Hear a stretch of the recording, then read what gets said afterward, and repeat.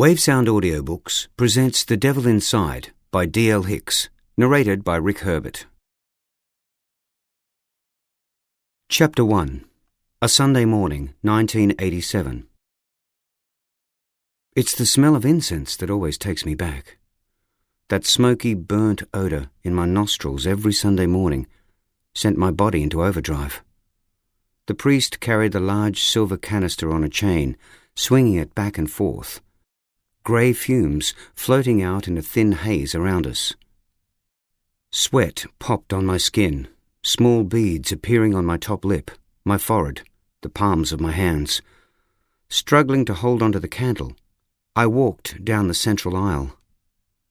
Rivulets of moisture ran down my spine, pooling under my tunic, right where the elastic waistband of my shorts dug into the small of my back. I was only 10 years old. My best friend Benjamin walked beside me, holding the shining gold cross aloft. He was trying not to laugh, like always. I was jealous of Ben, his ability to just carry on. We approached the altar and separated to stand either side of it. The sound of our shoes on the carpet, the soft, almost imperceptible swish of rubber soles on tightly woven pile, served as another reminder of where I was, of exactly what the morning would bring. As I placed the candle on the patterned silk cloth covering the wooden table, my hands trembled. The size of the congregation was only partly to blame for my nervousness.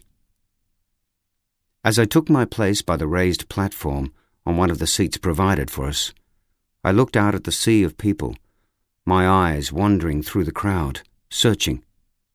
I found them, Mum and Dad, perched 3 rows from the front, faces raised expectantly, waiting with bated breath for their next installment of spiritual enlightenment.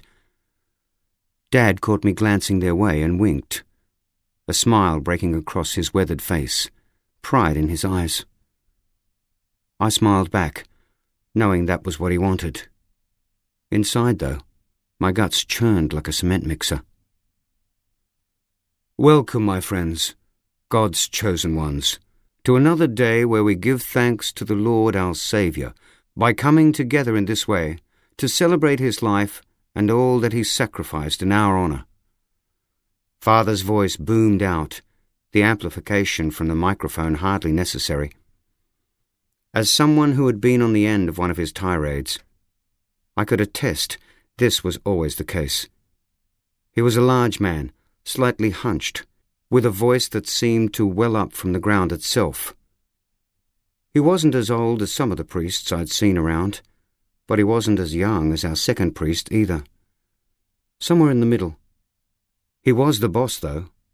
Everyone knew that when it came to the parish, what Father said went. Simple as that.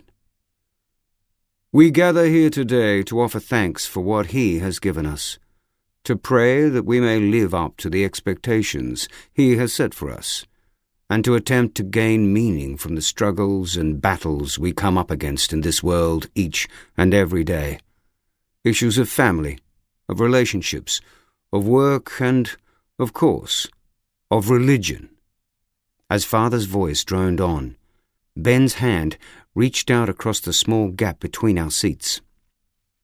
His fingers closed over mine as I grasped the metal edge of my chair.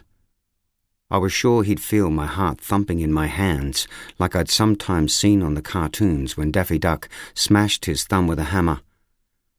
As the service carried on and we performed the duties expected of us, the tension inside my small frame increased. Ben would sneak a cheeky grin at me whenever he got the chance, and in those split seconds, I would be a child again, happy and carefree. The briefest of moments that shone like stars in a very dark sky. And so it is with friendship and humility that we offer each other a sign of God's peace. Father's words rang across his flock, and they turned to each other, extending their hands and smiling. Total strangers wishing each other the peace of God. Ben and I stood, waiting patiently for Father to come and share that peace with us, his public display of support for all to see. He walked towards us, his robes flowing behind him, Ben was first, and I felt him recoil slightly at the contact. His arm hung out limply. "Peace be with you, Father," he said, his voice barely audible. "And with you, my son," Father said, teeth bright against his olive skin. He turned to me then, reaching out with his right hand, while his left hand cupped my shoulder, holding me in place. "And peace be with you also." His eyes bore right through me, into that dark place where my soul lived. A plaster smile stuck to his face. His fingers wrapped around mine, skin damp, and he shook my hand forcefully. Then he let me go and spun on his heel, his robes like a superhero's cape behind him. It was time for Holy Communion. Ben and I shared a glance before we headed back into the spotlight. We produced the ornate chalice and the decanter of wine, and placed them carefully on the altar, then stole ourselves away again. Breaking the bread, he gave it to his disciples and said, "Take this, all of you, and eat it. This is my body, which will be given up for you." Father raised the bread above his head, gazing upwards and blessing the offerings that his congregation were about to receive. At that precise moment every week, I wondered if God actually was watching. Was it true that he was looking down on our church and everyone in it, shining his light onto us and into our hearts and minds? Did he see everything that happened in here? The worshippers came forward one by one, many blessing themselves as they returned to their seats, their place in heaven secure for at least another week. Ben and I tidied up the altar, returning it to its pristine condition, while Father sat, quietly contemplating his farewell message. He rose and stood at the lectern. The congregation rose with him. "And so, we come to the end of another celebration of God's work. But before we leave, I feel the need to share with you all the theme of this week's liturgical groups, that of forgiveness. Just as we will be forgiven our sins when we appear before God, so must we be mindful of exercising forgiveness to those we feel have wronged against us in the community. Doing this allows us to bring a small piece of God into our world on a daily basis, and that is the highest honor we can engage in. In parting, I challenge you all to focus on forgiveness this week, and in turn pray that those you have wronged will find it in their hearts to forgive you also." He raised his hands, reaching towards the crowd. "Go in peace, to love and serve the Lord." His words rang out, the Mass complete, and my blood freezing in my veins. Ben and I followed Father out to the church's back rooms, our small procession coming to a halt as we entered Father's preparation room. "Well done, boys," he said, his godly facade left behind at the altar. He grabbed us both, his robust arms wedging us together, ensuring we had no wriggle room whatsoever. "It's good to see my A-team performing to their usual standards. That's the way I like it." He let us go, and then extricated himself from his thick purple and white silk robes, pulling them over his head before folding them neatly and placing them in the wardrobe. As usual, he was dressed smartly underneath, black pants, a black short-sleeved shirt, and a traditional clerical collar. "I'll be back shortly, boys," he said, winking at us. "You know the drill. Father will join us and we'll have our usual discussion from there." There they were, the words that sent a shiver down my spine. "We'll have our usual discussion from there." We spoke them so openly, safe in the knowledge that in his world, at least, things operated precisely as he wanted them to. No questions asked, ever. Our parents were proud as punch that we had been chosen to perform such important roles in the functioning of the parish. How could they not swell with delight at the rituals we had been hand-picked for? I knew they trusted Father implicitly, as we all did. Indeed, his word was the word of God. Chapter 2. Present day. "That'll be for you, Charlotte," the chorus of voices rang out as one. They always did whenever the phone rang in the Criminal Investigation Unit office. It was an ongoing joke, one that was starting to wear a little thin on the only female detective in the region. Theirs was an office strength of 4. Well, a sergeant and 4, to be exact. As the lone female, Charlotte Callahan copped the brunt of everything from an excessive workload to sexist jokes. It was pretty simple. If she was the only one to answer the phone, she was the only one who got all the work. That was their theory anyway, and they were sticking to it. Charlotte flung her long red hair back from her face, grabbed the ringlets at the base of her neck, and adroitly secured the bunch in a ponytail before answering the phone. She wasn't afraid of work. Not now, not ever. That was part of the reason why everyone loved her, especially her colleagues. "CIU, Charlotte Callahan speaking," she said, rolling her eyes at her workmates, who were laughing in the background like a bunch of hyenas. Immature pack of bastards, she thought, only half concentrating on the call. "Charlotte, it's Tom here. Have you been monitoring the radio?" Tom was a uniformed copper who Charlotte had worked side by side with for years. She knew she could trust anything he said, not like some of the new members coming through. Some of them didn't seem to know their asses from their elbows. Right now, Tom was on the divisional van. "No, mate, I've been a little busy here," Charlotte said. "What's going on?" "You've been a little busy," Tom said. "Try working the van. We've been absolutely belted and now there's this doozy." "We've got a body, and we're going to need you guys out here ASAP. Looks like someone's had a bit of fun with this one." Tom had begun whispering, a sign that Charlotte read immediately. There were people there who didn't need to overhear this conversation. Media, witnesses, family. A fire started in her veins, her heart pumping a little faster. The familiar adrenaline rush that was one of the main reasons she did this shit. God knew it wasn't for the money. "Right," she said, her mind flicking into gear. "You don't need me to tell you how to suck eggs. Keep any witnesses separated, secure the scene, and... Has the coroner been notified yet?" "Not yet," Tom replied in the same hushed tone. "We haven't been here long ourselves, and the scene's a little chaotic." "Okay. Try to get on that as soon as you can. We'll come out straight away." As she spoke, Charlotte was already motioning to the other detectives, trying to make sure at least someone would be ready to hit the road with her. Unfortunately, her usual partner was on a rest day, meaning she would be forced to work with one of the 2 remaining Neanderthals, the duo she always tried to avoid. Sometimes working here was like watching a glacier move. Still, all she could do was do her job properly, or at least try. "What details have you got?" she asked, grabbing her daybook and flipping to a fresh page, always a bad sign. A fresh page meant a new start, a new job, a new round of victims, witnesses, and offenders. In a case like this, the notes she took now, and the manner in which she conducted the investigation, might be brought before a jury a year or 2 down the track, and she didn't want to cost the department a conviction through sheer carelessness. She had enough on her plate without having to deal with that type of guilt.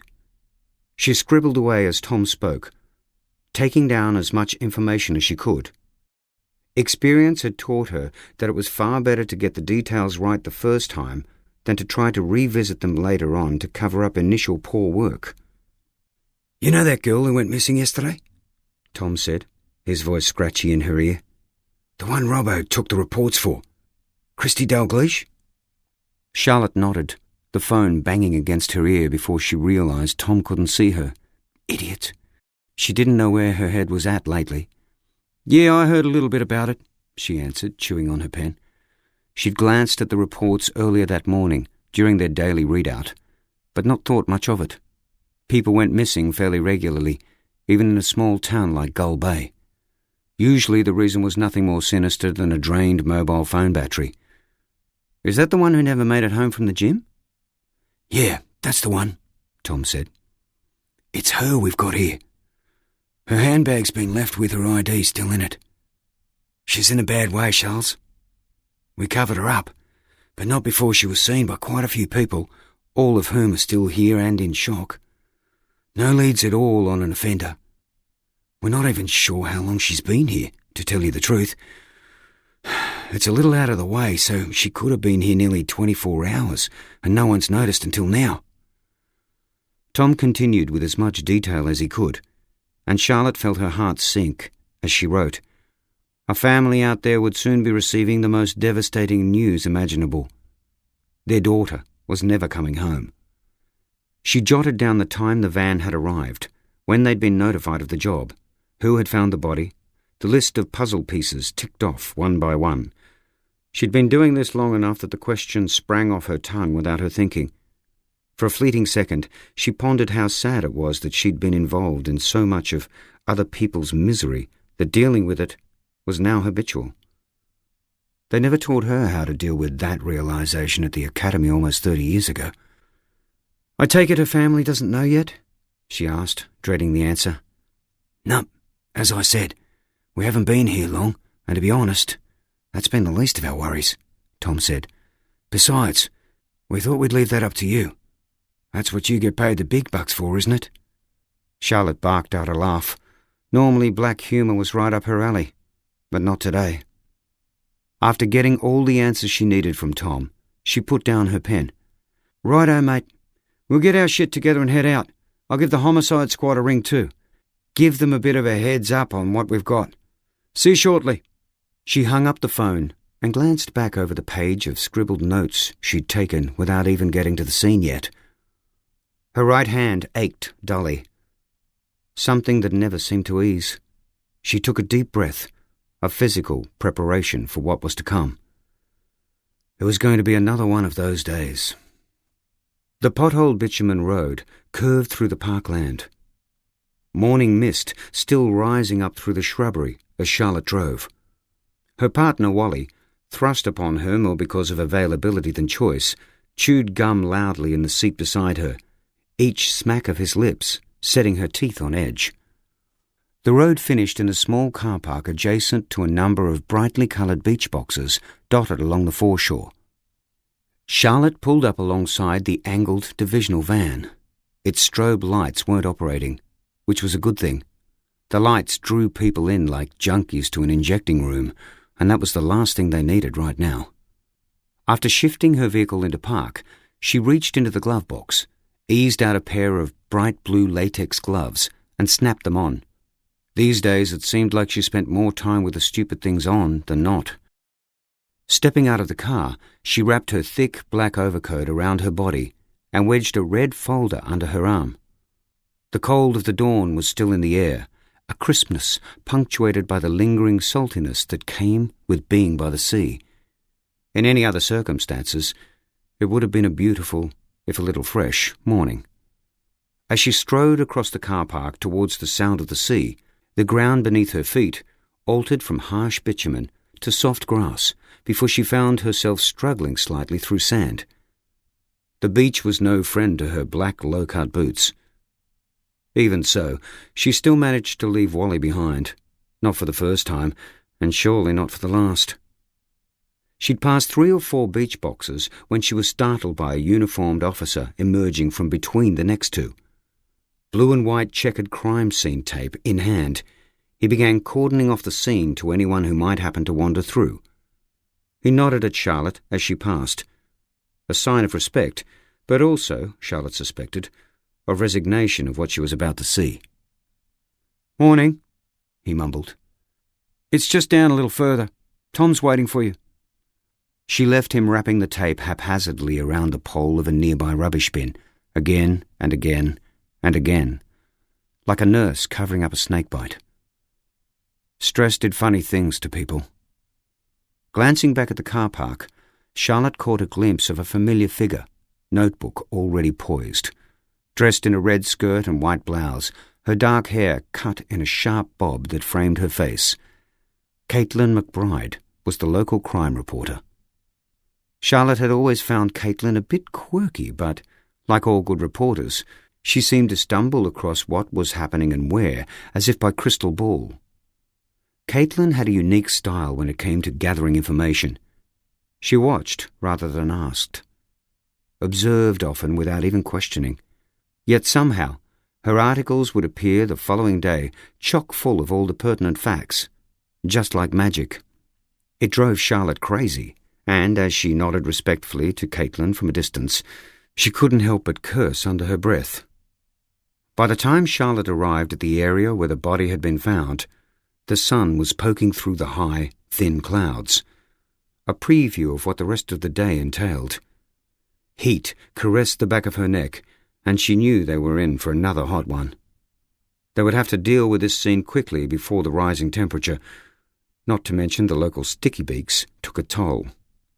Walking past more vibrantly painted beach boxes, she noticed 2 police members, presumably working the other divisional van, a bit further down, comforting 2 joggers and an elderly couple who was sitting on a low bluestone wall that ran along the back of the beach. "Witnesses?" Charlotte said, nodding to Tom as he appeared from between the boxes, sand clinging to the forearms of his dark jacket. "Yep." He glanced at the people perched on the wall, like birds on a wire. "They're a bit shaken up, but they'll be okay." Charlotte jotted her time of arrival down in her notebook. Despite the cool morning, sweat was already beginning to pool in dark patches inside her latex gloves. "Okay, let's do this." Feeling suddenly too warm, she fumbled at the buttons on her coat and looked sideways at Tom. "You really need that jacket on? You're making me hot just looking at you." "Steady on. I'd say decent looking at a stretch." He grinned slyly as he led the way between the beach boxes to a spot about 3/4 of the way along the side wall. Charlotte could see a part image either side of him as they approached, but it wasn't until he stepped to one side that she was able to take in the full scene. The top of her head, messy blonde locks visible, protruded through one end of the black plastic tarpaulin. Lying at a very unnatural angle, 2 legs extended from the other end, bare feet exposed and already turning blue. Charlotte noticed the toenails, well manicured and meticulously painted bright orange. This was a woman who took care of her appearance. Every detail, no matter how minute or seemingly insignificant, was important right now. "Take it off," Charlotte said in answer to the inquisitive look from Tom, who stood holding one corner of the tarp, waiting to peel it back. In one swift motion, like a magician pulling a tablecloth right out from under a full dining setting, Tom whipped the tarp back with a familiar crinkle. They stood in silence, just the 2 of them, sharing that horrid first moment when death reared its ugly head. The only sound was the gentle lapping of the small breakers, fizzing out on the shoreline before sucking backwards, building and repeating. A seagull squawked overhead. "Fuck it," Charlotte whispered. It was all she had feared and then some. No matter how many times she did this, she never got over the first sight of a dead body. She took a deep breath. While her first response to these types of jobs was often robotic, pre-programmed, once she got to the scene, the emotion inevitably kicked in. Seeing what some people could do to another human being was enough to rip your heart out. Every victim was someone's daughter or son, another family devastated. Even crooks had parents, siblings, often children. The ripple effect was huge and unavoidable. Charlotte knelt down, the subtle but unmistakable waft of death, a combination of decomposition and fear, channeled into an odour that she knew would linger in her nostrils for days. Heavy, thick air weighed down on her, as if it too were grieving the loss of life. The body was clearly cold, the telltale greyness seeping into the skin around the woman's lips and eyes, bright blue, which stared vacantly out from her face. She was lying on her right side, not in an indentation in the sand, but as if she'd been tossed on top of it, discarded, one arm disappearing beneath the weatherboard panels of the beach box. Lividity had already begun to appear, darkening what was visible of the edge of her body, pressed into the sand from top to toe, like silt settling on a pristine riverbed. A single fly, which had been buzzing around her open mouth, landed on her bottom lip and momentarily inspected it before resuming its flight, indifferent. The woman's chest remained still, not even the slightest movement to imply an intake of air to her lungs, as if her body had been filled to the brim with wet cement. That detail alone sent a shiver down Charlotte's spine. It was expected that when someone died, their body ceased to function. But to visually absorb the reality of their chest no longer expanding and contracting was the ultimate sign that the spirit had left, never to return. The body was simply packaging that had been cast aside, a vessel that had served its purpose. There were no signs of a struggle on the ground around them, the small and constant undulations in the sand unspoiled right up to where the body lay. The woman was still fully clothed, the fluorescent splashes of colour on her gym gear stark in the morning light. Her head rested on her right arm roughly, indicating it had fallen there, rather than been carefully posed. Her hair, almost the same hue as the sand, cascaded over her shoulders and down to her breasts. A bright green and black sleeveless exercise top enveloped her body like cling wrap, exposing her midriff, stomach muscles taut. She had been in excellent physical condition. "What a waste," Tom said softly, shaking his head in disgust. Charlotte leant forward and examined the woman's face for bruising. A reddened graze on her left temple suggested some form of blunt force trauma, perhaps indicative of the manner in which she had been overpowered initially. Or perhaps not. The intricate links of the crime all lay before her. But until there was a complete forensic examination, Charlotte could only guess. Educated guesses, of course, but guesses nonetheless. Looking at the woman's legs, she noticed the odd angle at which they were splayed. One of them at least could be fractured, if not both. Another thought that sickened Charlotte to the core. Was this a sexual crime? If not, it would be the exception rather than the rule. Lifting the top leg up slightly, she saw a thick pool of blood forming, congealing in the sand around the victim's lower torso. It looked as if she had suffered a deep wound somewhere, possibly to her back. Charlotte swallowed the rising in her throat and got to her feet. "Find anything of value?" She stepped around the body to scour the scene from behind. "Not yet," Tom shrugged. "We've had a brief look around, but we haven't had a chance to look extensively." He inclined his head towards the small group of people still huddled on the wall. "We had to get them the hell out of here first, and since then I've just been trying to get it covered up and waiting for you guys." "Hey, you okay?" "You look a bit green around the gills." Charlotte felt the earth tilt on its axis, her head swimming, a clamminess erupting on her skin. "I'm fine," she replied a little too quickly. She knelt down next to the body again to steady herself. She could handle this. "I didn't sleep well last night, that's all." "You mentioned something about an ID when I spoke to you on the phone? Where'd you find the handbag?" "We didn't." Tom watched her as he leant nonchalantly against one of the weatherboard beach boxes, bright yellow and blue. "The old couple sitting over there found the bag resting on the bluestone wall, its contents intact. That's what made them look around. They thought it was a bit odd.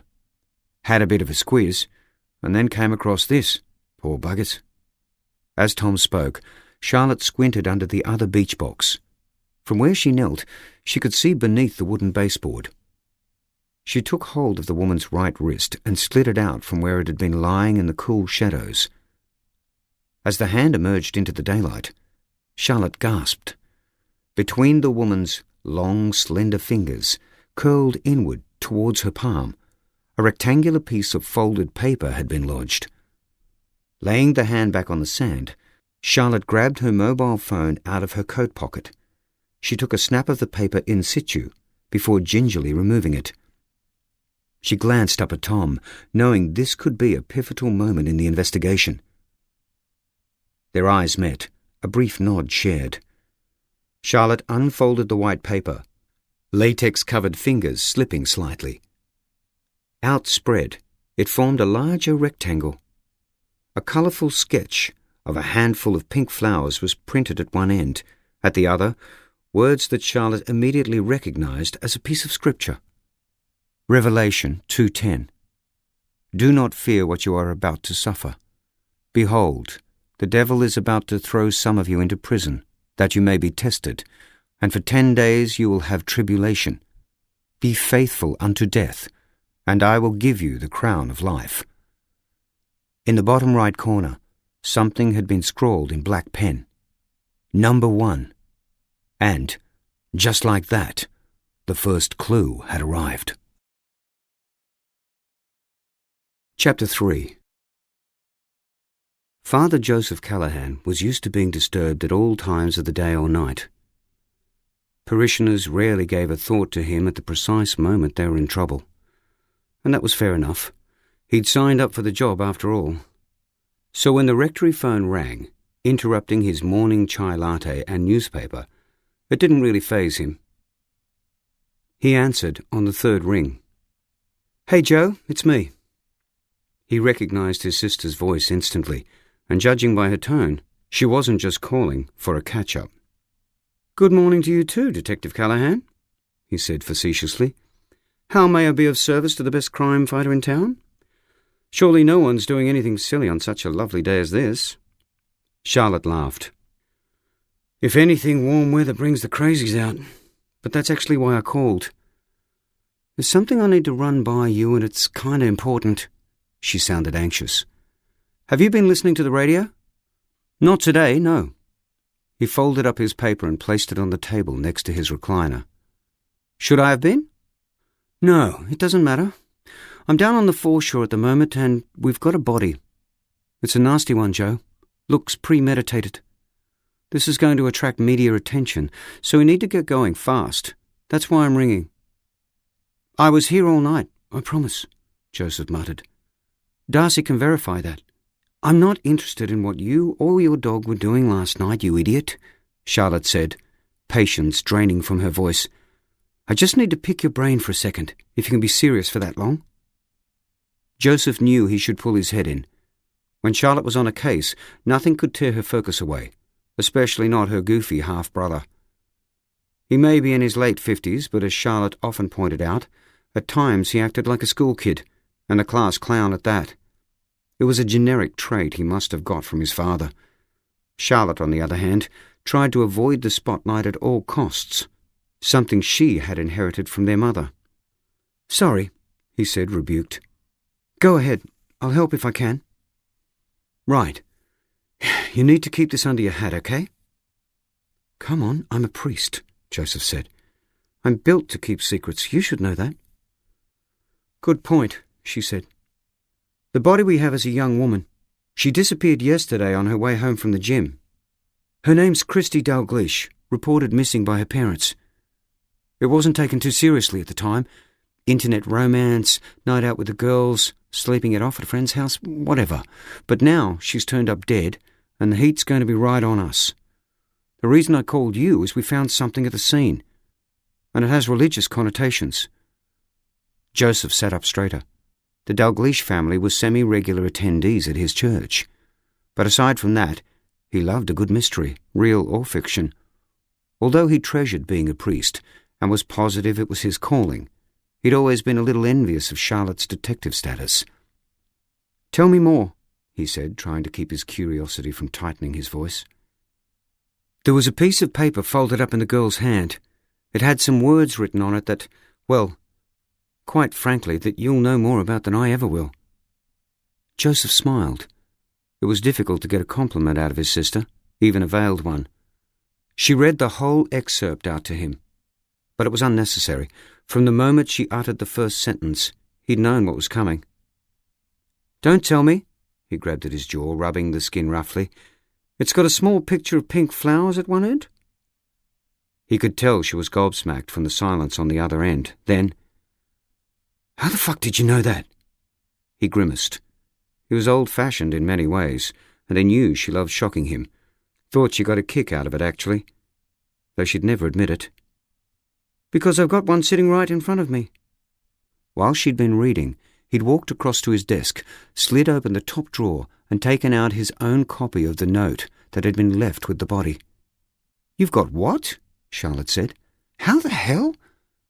"Charles, just relax for a second and let me explain. Firstly, I know the Dalgleish family. The parents are regulars, but Christy, well, like most young people, she tried, but let's just say her faith has wavered in the past few years. They're a nice enough family, though. As for that piece of paper and the quote printed on it, it was stapled to the top of the newsletter that was handed out to my congregation 2 weekends ago. I chose it myself. I do every weekend. If you ever came along to the parish, you might know that." He paused for a moment as something occurred to him. "Hang on a sec. You don't think the person who did this is part of my congregation?" "Well, obviously we can't say that for sure," Charlotte answered quickly. "But it does seem like both the victim and the note have links to your church. The killer has got hold of that newsletter somehow, whether because they were actually at Mass or some other way. God only knows, huh?" "This is insane," Joseph said. But his brain had already begun searching his flock for anyone who might be a murderer. The middle-aged family man with 2 kids, the mid-20s totally committed religious fanatic, the retired banker with plenty of money but no family to speak of, the organist, one of the ladies in the canteen. There were at least a few hundred parishioners, but for any of them to be capable of such depravity, surely there had to be another explanation. "So, what do we do from here?" he said glumly. "Is there any way I can help?" "You've been a great help already," Charlotte said, sounding genuinely appreciative. "We've got a hell of a lot more to go on now than we had before. One more thing before I go, though. It's a bit of a long shot, but does the parish have security cameras or CCTV of any kind?" The urge to laugh bubbled up inside Joseph. "CCTV? At the church? This is a place of worship, not a nightclub." "I thought as much," Charlotte said. "Worth a try, anyway. Besides, we wouldn't really know what we were looking for at this stage. You have 4 or 5 masses a weekend, don't you? That would be hundreds of people. We'll see what we can come up with from our end to narrow down the field. Even if we could rule out women, that's probably still 200 or 300 men, assuming it was a parishioner and not just some freak who thought he'd use your newsletter in his sick game." She exhaled loudly, breaking off her external musings. "Well, I better get going. I'll give you a buzz a bit later on. But if anything springs to mind, give me a ring or call the office and leave a message. Anything at all, Joe. Sometimes the smallest piece of information can become the vital piece that smashes a case wide open." "I will. Look after yourself, Charles." Joseph hung up the phone and stared out the window. A group of young teenagers rode past on their bikes, pulling wheelies and laughing in the sunlight. They had no idea what had just happened in their town and the effect it would have on the community over the coming days and weeks. For them, life was still innocent and carefree. In his kitchen, he reached up to one of the high cupboards. Right at the back, his fingers fumbled for a moment. Then he slid out a bottle of Dimple whiskey. It wasn't every day you found out one of your people could potentially be a murderer. The liquid made a comforting slosh as it fell into the bottom of the glass, splashing up the sides before dribbling back down, like excess paint on a wall. He swirled it briefly, ice cubes clinking, before raising the glass to his lips. Liquor travelled down his throat.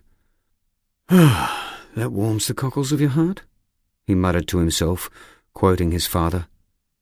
In the flash, the tumbler was empty, the warmth growing in his belly, consuming him.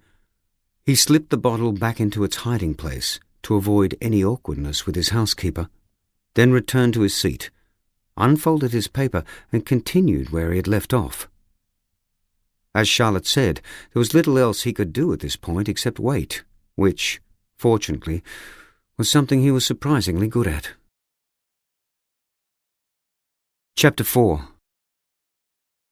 Charlotte sat in the driver's seat of the station's recently acquired Ford Territory, gunmetal grey with pitch-dark windows. The car's attempts to be covert only made it stand out more as an unmarked police vehicle. The door was open and her feet rested on the ground outside as she watched the undertaker unceremoniously load the stretchered body bag into the rear of the van. Just like that, the scene is clear, she said. Wish our work was done that easily. Yep, Wally said from the passenger seat beside her. His jaw worked away at his chewing gum as he spoke. That's the last box ticked. Statement taken, scene photographed, scene examined, body removed. That weirdo McBride's still hanging around, though, lurking like the freak she is. Now we just got to figure out who done it. Hope you haven't got too much other work on the go. Charlotte had only worked with Wally a handful of times, and each time the reputation that preceded him was proven correct. He was the kind of person whose physical appearance mirrored his attitude. Overweight and shaped like a quince, Wally's look did nothing to inspire confidence whatsoever. Even his pasty facial features looked like they were melting off his dial, as if even they were bored being there. Not a day went by that Charlotte didn't thank the stars for her usual pairing with J.D. Theirs was a partnership built on mutual respect and trust, as it should be. She just had to get through today, and equilibrium would be restored. I presume the job's mine, then? Charlotte said. Thought as much. Thanks for your help. You're welcome, Wally said, missing the sarcasm. Charlotte leant back in her seat and spread her daybook across her lap. The timeline on the open page recounted every moment of the investigation so far, from when she had received Tom's phone call to the removal of the body. You spoke to the witnesses? She directed at Wally. Anything to add? Reaching up to his mouth, Wally spat his chewing gum into its wrapper, then squished it into a ball, which he tossed out the window. Who calls their kid Wally anyway? Charlotte wondered. He slipped a fresh piece of gum into his waiting gob. Not a great deal, to be honest, he mumbled. But the uniforms have taken detailed statements. Pretty good ones, surprisingly. Not really, Charlotte said shortly. She fully appreciated the quality and importance of the van crews. Did the witnesses see anyone hanging around? Anything at all that caught their eye? Oh, yeah, they did actually, Wally said, and Charlotte took a fortifying breath. I meant to tell you, not sure how relevant it is, but there was someone they described as a homeless guy who was packing up his stuff into a roll bag when they got here. After they found the handbag, they spoke to him, but he just grunted back apparently and wandered off in the direction of town. Scruffy-looking bloke, wearing an overcoat and a beanie. Charlotte frowned. Norman? By the sounds of it, Wally said. He's the only hobo in town at the moment, as far as I know. Right. Looks like we need to pay old Norman a visit then. Charlotte switched on the ignition, slammed her door shut, and eased the transmission into reverse. After swinging the car around, she planted her foot down and took off across the leafy car park. As she turned onto the road, she glanced in the rear-view mirror to catch Caitlin McBride watching them leave, her pen scribbling furiously. Charlotte pulled the Territory into the rear corner of the public library's car park. The grilled exterior light above the library's alcove-style entrance still glowed despite the mid-morning sunshine. The chalky white statue of a general on a rearing horse cast a thin shadow across the ground. A pigeon perched on his outstretched sword, cleaning its beak. She stepped out of the vehicle. Behind her, Wally flung his door wide open but remained seated, his focus solely on the iPhone clutched in his hand. At least he opened the door, Charlotte thought. It never ceased to amaze her what she was willing to put up with on a daily basis. Standing at the alcove, she checked the concrete wall for spiders before leaning gingerly against it, her skin absorbing the cool surface temperature. Extending her right foot, she gave the bundle of blankets on the ground before her a soft nudge. Fuck off! The voice surprised her. It came from the opposite end of the clustered mass. The sentiment, however, did not. Norman, wake up. Charlotte knelt down and shook the mass more vigorously this time. It's the police. We need to have a chat. Grumbling, Norman rolled over and propped himself up, his beanie hanging precariously off the side of his head, a patch of dribble smeared on the right corner of his stubbled chin. Charlotte grimaced as he burped forcefully, The remnants of that morning's or last night's meal still stuck to the corners of his mouth. Forcing a swallow, Charlotte felt bile burn the back of her throat as a wave of nausea rocked her for the second time that morning. Shuffling himself back against the wall, Norman scratched at his head and looked around. Spotting what he was searching for, he reached for the brown paper bag concealed in the darkest corner of the alcove. He peeled back the top until a green bottleneck materialized, then took a deep swig. Charlotte heard the liquid glug. He swiped at his mouth with the back of one filthy hand. What the fuck do you want then, eh? Just a chat, nothing more, Charlotte said. Norman was unpredictable at the best of times. Mental illness mixed with a copious amount of alcohol usually had that effect. I think you might be able to help us out with a job. You happy to do that? Norman scowled. I help no one but myself, so you can piss off and leave me alone. As he took another swig, Charlotte reached into her pocket and slid out a $10 note. She placed it on the blanket nearest her, a mousetrap waiting to snap. Norman's bloodshot eyes followed the cash, his hand already snaking towards it. Charlotte snatched the money back before he could get anywhere near it. I'm not that stupid. You know me, Norman. We've played this game before. You answer, the money's yours. You don't? I'm off for another cappuccino and maybe a vanilla slice. Clear? Norman crossed his arms defiantly, but nodded. Satisfied, Charlotte took out her notebook. Let's start off with the easy ones. And no bullshitting me, all right? This morning you were down at the beach, correct? Norman nodded slowly, his misty eyes masking a vigilance Charlotte knew was hiding there. What were you doing down there? Slept there. I do that sometimes just for change.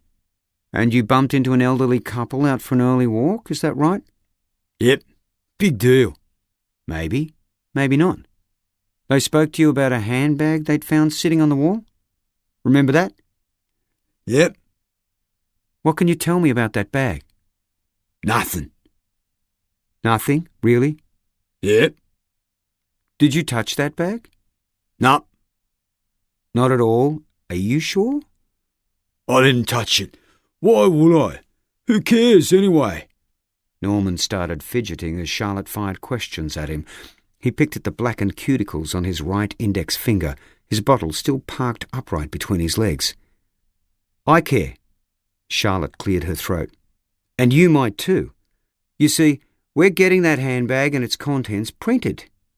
And if it has your dabs on it, then, well, we'll have to have a bit more of a formal chat down at the station.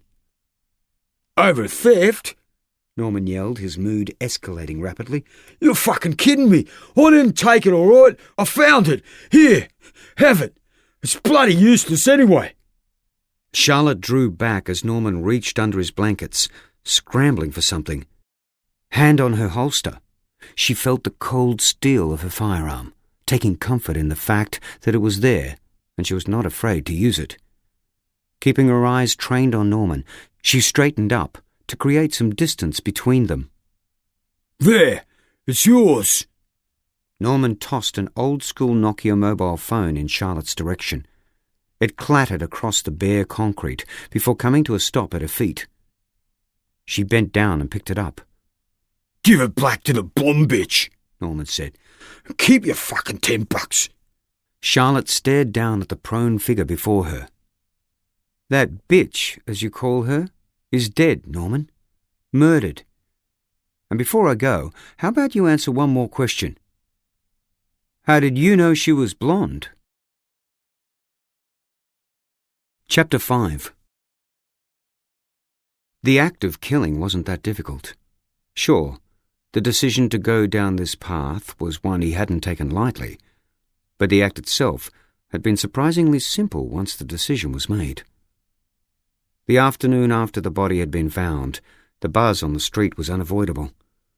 Everywhere he went, it seemed like people were standing on corners or clustered together in shops, talking about that poor girl and what had happened to her in their town. On the radio, too, people were ringing in to talkback shows, sickened and outraged by what had occurred. Even though he felt as if he should care, he really didn't. Taking that young woman's life and the flow-on effects were an unfortunate necessity. He was taking control of his life for the first time, and if that meant others were going to get hurt, so be it. Besides, this was only the beginning. If the people in this town were terrified now, imagine what they'd be like in a few weeks. He could live with it, because he knew it wasn't his fault. Well, not really, anyway. He was just a product of the cards life had dealt him. He slipped into the coffee shop, not exactly unnoticed as he was there most days. "Morning. The usual?" the girl behind the counter asked, smiling. "Yeah, thanks." He flashed a wide grin at her as he handed over a few coins. "I'll just grab a seat by the window. Oh, I'll have one of those fat-free banana muffins too, thanks." "No worries. Be there shortly." She was so chirpy, it was sickening. But on a day like today, he was prepared to let it go. He sat down in one of the lounge chairs, sinking into the same cushioned spot hundreds had sat before him. This particular seat was his favourite, not just because it was cosy, but because it provided an excellent vantage point to watch the parade of humanity as it stumbled by. He loved watching people go about their daily lives, completely oblivious to their surroundings, so focused on their own little tasks, and usually in such a rush. Rush here, rush there, always on the move. No one ever took the time to stop and look around them. He had fallen for that trick before.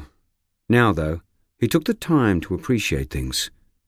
Satisfaction was the key word in his life these days, and he was prepared to source that from anywhere, at any time. "There you go." The waitress placed a steaming mug down on the round wooden table. "Enjoy." "Thank you. I certainly will," he said, winking at her. "Managed to get to that burglar yet? All other units are tied up." The static of a police radio startled him, as did the presence of two uniformed officers standing no more than 5 meters away, ordering their coffees. He hadn't seen them come in, and hoped they too had missed his reaction to them. He'd almost jumped out of his chair. He cursed himself silently after all his talk about being vigilant. Turning back to stare out the window, he coached himself to relax, stay calm, not attract any attention. He watched their reflections in the window, saw them laughing and joking with the girls behind the counter, and heard the chatter become serious when one of the girls asked about the incident that morning. "It's terrible," she said, straining her voice to be heard over the frothing milk. "Do you have any idea what happened?" "Can't say too much," one of the officers said, trotting out a familiar line. "I don't think they're hot on the trail of any suspects yet, if that's what you're getting at. These type of things, murders like that, are usually done by someone the victim knows. So don't panic just yet." "That's horrible," another waitress said, joining in. "I think that poor girl went to my gym too. To think there's someone out there walking among us right now who could do that to someone. It makes me sick, you know? It could be anyone. That bloke walking past, that guy sitting over there, your neighbour. You just never know." His heart thumped a little harder in his chest. If only she knew. "Don't worry. They usually pick 'em up pretty quickly," the cop said. "I reckon they'll have someone by the end of the week. You mark my words." They all nodded and murmured, more in hope than certainty. The police officers picked up their coffees and strolled towards the door, calling out, "Thank you," over their shoulders as they went. Passing him, the younger of the two nodded. "G'day, mate." "Officer?" he answered, smiling pleasantly as they continued on their way. He hoped they hadn't noticed the dark pit stains that had formed on his shirt. His breathing began to return to normal as he watched them walk off, his heart rate slowing and his body cooling with relief. "God help me if I ever get interviewed," he thought as he leant back in his chair. He washed down the last mouthful of muffin with the dregs of his sugary coffee, then rose quietly and left in the officer's wake. Chapter 6. It was well and truly dark by the time Charlotte drove her VW Golf into the garage and switched off the engine. She listened to the turbo whir as it wound down. Easing out of the driver's seat, she watched the automatic roller door lurch back into place before silence prevailed. Peace at last. She was desperate for some privacy and seclusion, especially after the day she'd had. The heels of her boots clacked across the polished concrete floor as she made her way into the house, grateful to finally be home. It had been a long day, the first of what was bound to be a long week. She'd been around the block enough times to know that shit like this didn't just disappear overnight. It remained steadfast and stinking until it was solved, whether that be in 2 days or 2 years. It was early days, but she was hopeful it would be the former. Long, drawn-out investigations were never good for anyone. At least they had a suspect of sorts. Norman's arrest had been made on 2 clear grounds: his knowledge of the deceased's appearance, and the fact that her mobile phone was in his possession. It was more than enough to take him into custody, and they had conducted an interview with him that afternoon, but ultimately had no choice but to release him. The evidence was all circumstantial at this point, and was absent a confession. He would remain a strong person of interest and their only real lead, but they needed more before any charges could be laid. Not to say that wouldn't happen, just not yet. Good police work was often a case of patience and persistence. Yes, the first 48 hours were crucial, but so too was conducting a thorough examination, as well as charging the right person, not just the first or most obvious one. Charlotte tossed her handbag down on the kitchen bench with a thud as something soft and warm sidled up against her leg. "Hey there, beautiful." She bent over and used the knuckles of her right hand to rub her Burmese between the ears. Oscar's golden eyes looked up at her approvingly. "Are you hungry, mate?" "Yeah, I bet you are." "Let's get you something to eat, huh?" She picked the cat up and hugged him before dropping him gently back down on the floor and heading for the fridge. The answering machine light was flashing, illuminating the wall with a red flare every few seconds. As she passed, she pushed the playback button. "Hey, babe, it's Jack. Just ringing to see how your day was. Tried your mobile but got no response, so you must have had a busy one. Anyway, if you get a chance, give me a buzz. Otherwise, I'll talk to you tomorrow. Miss you." The message brought a smile to her face for the first time in a while. It amused her that, even at her age, guys could be so sweet and dorky in a new relationship, though she knew better than most how quickly that could change once the honeymoon period wore off. Still, Jack was pushing the right buttons for now. She hadn't had the best record with relationships recently, so she'd take whatever she could get, especially in her current situation. She pressed the delete button, happy to keep Jack waiting until tomorrow, and deciding instead to abide by her mum's sage advice to treat 'em mean, keep 'em keen. Within 10 minutes, the cat was fed, and Charlotte found herself on the wooden bench seat just outside her back door, cigarette in one hand and wineglass in the other. She relaxed into the seat, the tension letting go of its grip on her shoulders, and raised the glass to her lips. It was a cheap Sauv Blanc, but it did the job. She needed something to take the edge off, and knew her usual vices of nicotine and alcohol would do the trick. She inhaled sharply, smoke filling her lungs, before blowing skyward, small rings of white disappearing into the night. I know, she said as Oscar leapt up into her lap and stared at her, unblinking. "I shouldn't be smoking. It'll kill me. I've heard it all before. Give me a break, will you?" The cat merely stood still and glared, his brown coat glistening in the moonlight. He was a beautiful animal, impeccably groomed and with a lovely nature, and, if she were honest, probably her best friend. For the moment, anyway. "At least one of us is fighting fit," she said, scratching him under the chin and hearing his tender purrs in response. She sipped the wine in between drags of her cigarette, knowing she shouldn't be doing either. But it wasn't like it was going to make that much of a difference. Sighing, she stared up at the night sky. The stars seemed especially bright tonight, perhaps trying to make up for the darkness that had descended on her little portion of the planet. Flicking the butt into the waiting ashtray, she exhaled smoke for the last time that night, white fog clouding the sparkling sky. Exhausted, Charlotte got to her feet and walked back inside, polishing off the glass of wine on her way. She meandered down the hallway to the bathroom, her aching feet slapping on the polished floor. She disrobed as she went, pants off, top discarded, bra gone, until she found herself standing in front of the bathroom mirror. The stress of the day exaggerated the lines already carved into her weary face. She ran her fingers down her jawline, taken back to a moment in time when, as a teenager, she had made a comment about her mother's wrinkles. "I'm proud of them," her mother had said, her eyes twinkling as if she knew a secret young Charlotte was yet to learn. "They give my face character." Middle-aged Charlotte examined the image of herself.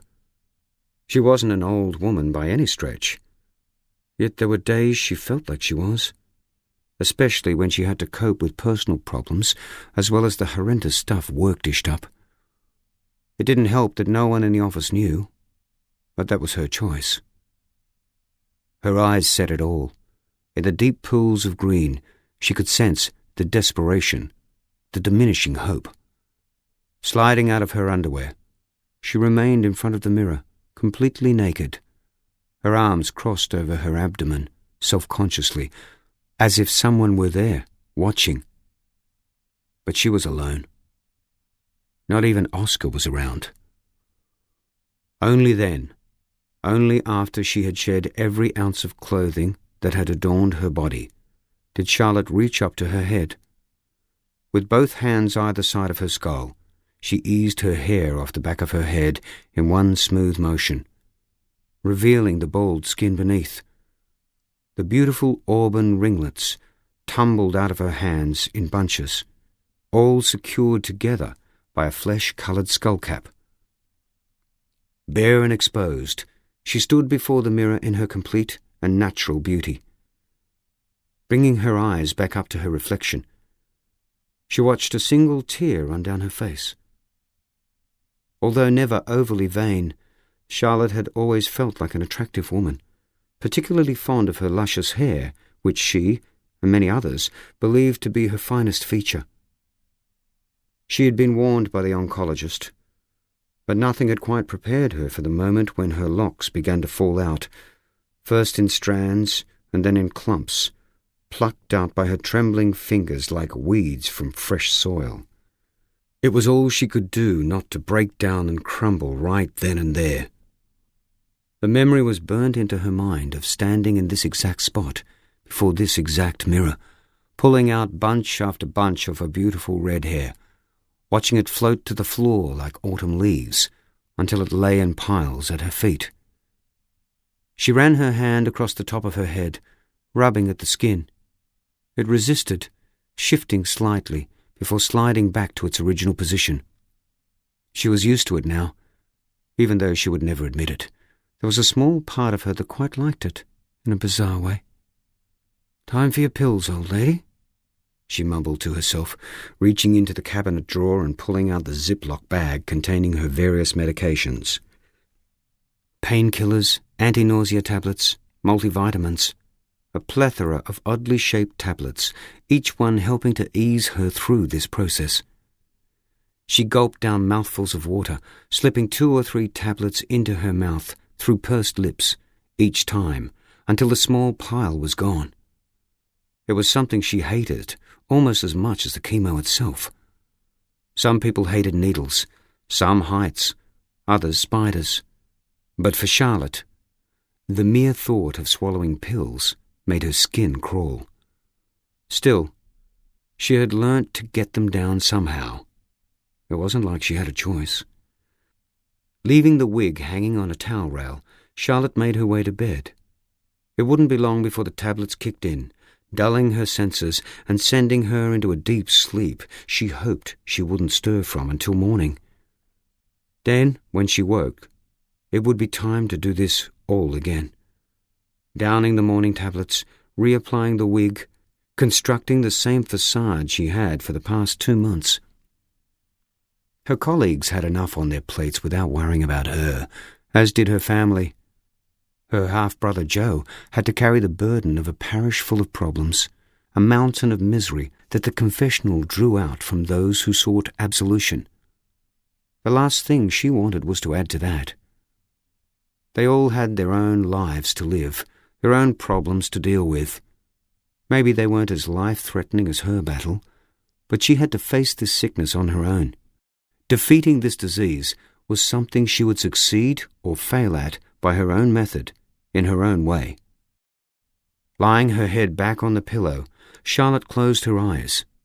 As it did every night, her subconscious transported her back to the moment her world had spun off-kilter, the day she had been diagnosed. It had all begun with a lump, a tiny, pea-sized mass that had seemed so innocuous.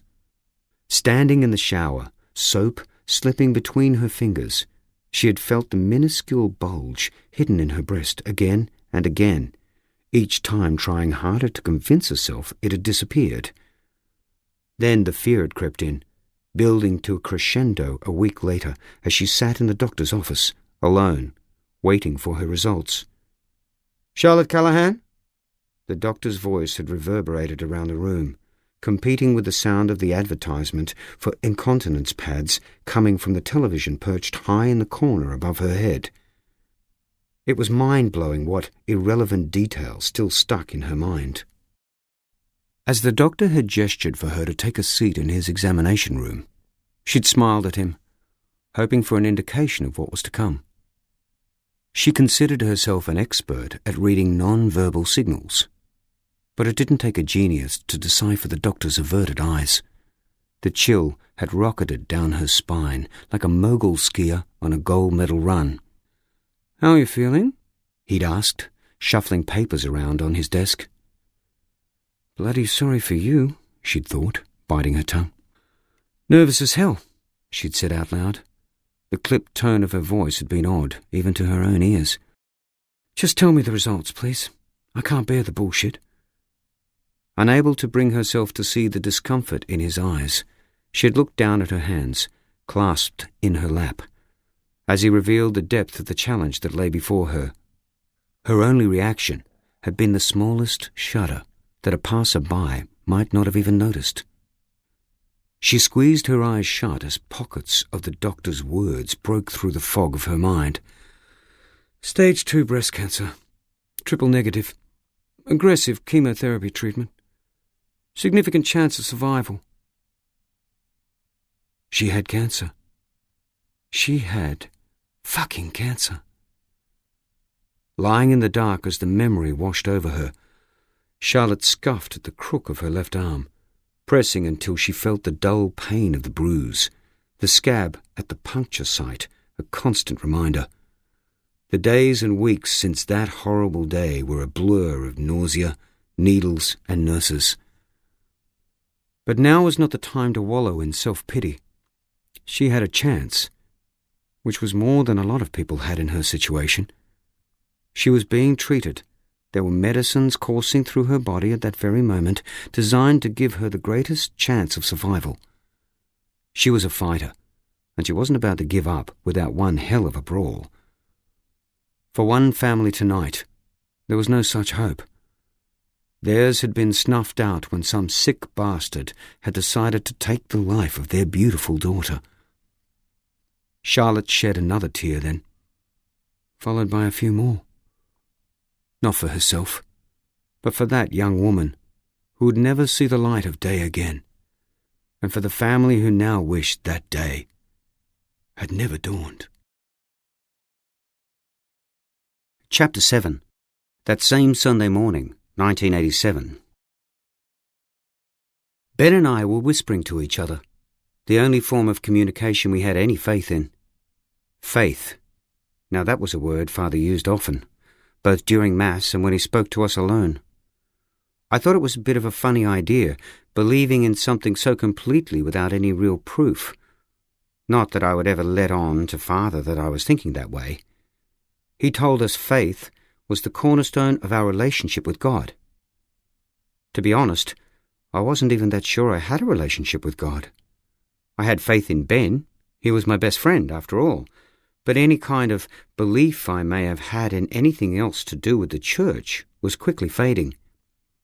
As I sat in the small windowless room, alone apart from another 10-year-old boy, I knew what it was like, both to have faith and to lose it completely.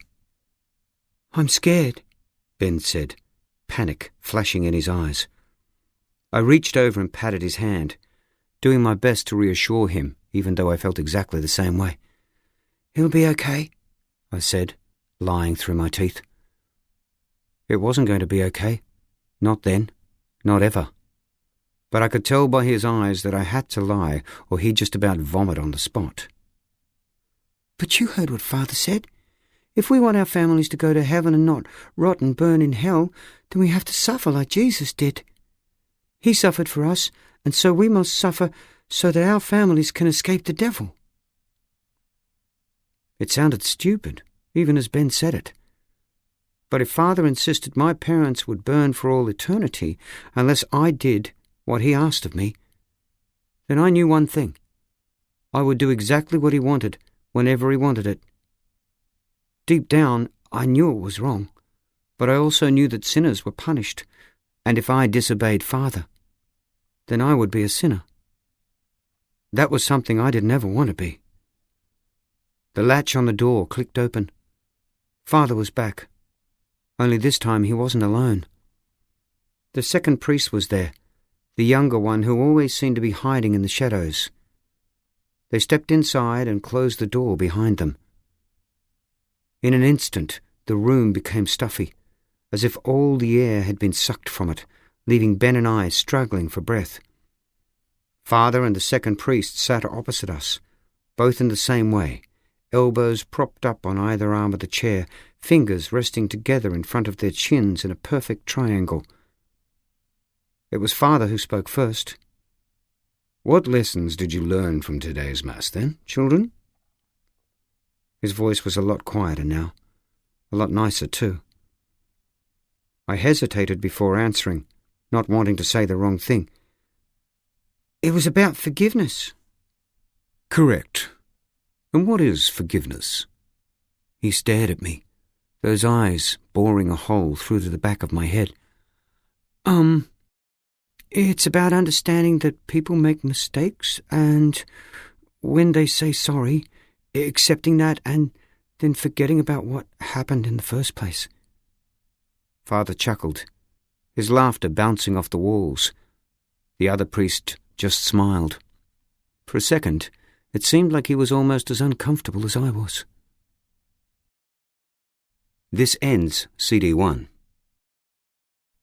CD 2. Out of the mouths of babes, eh? Father's smile was full of teeth. Couldn't have said it better myself.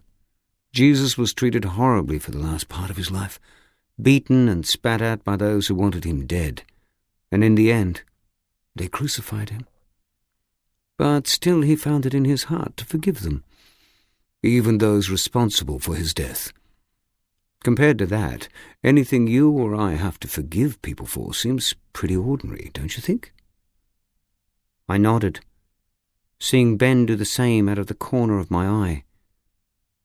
He never said much, left all the talking up to me, which I hated, but I had no choice.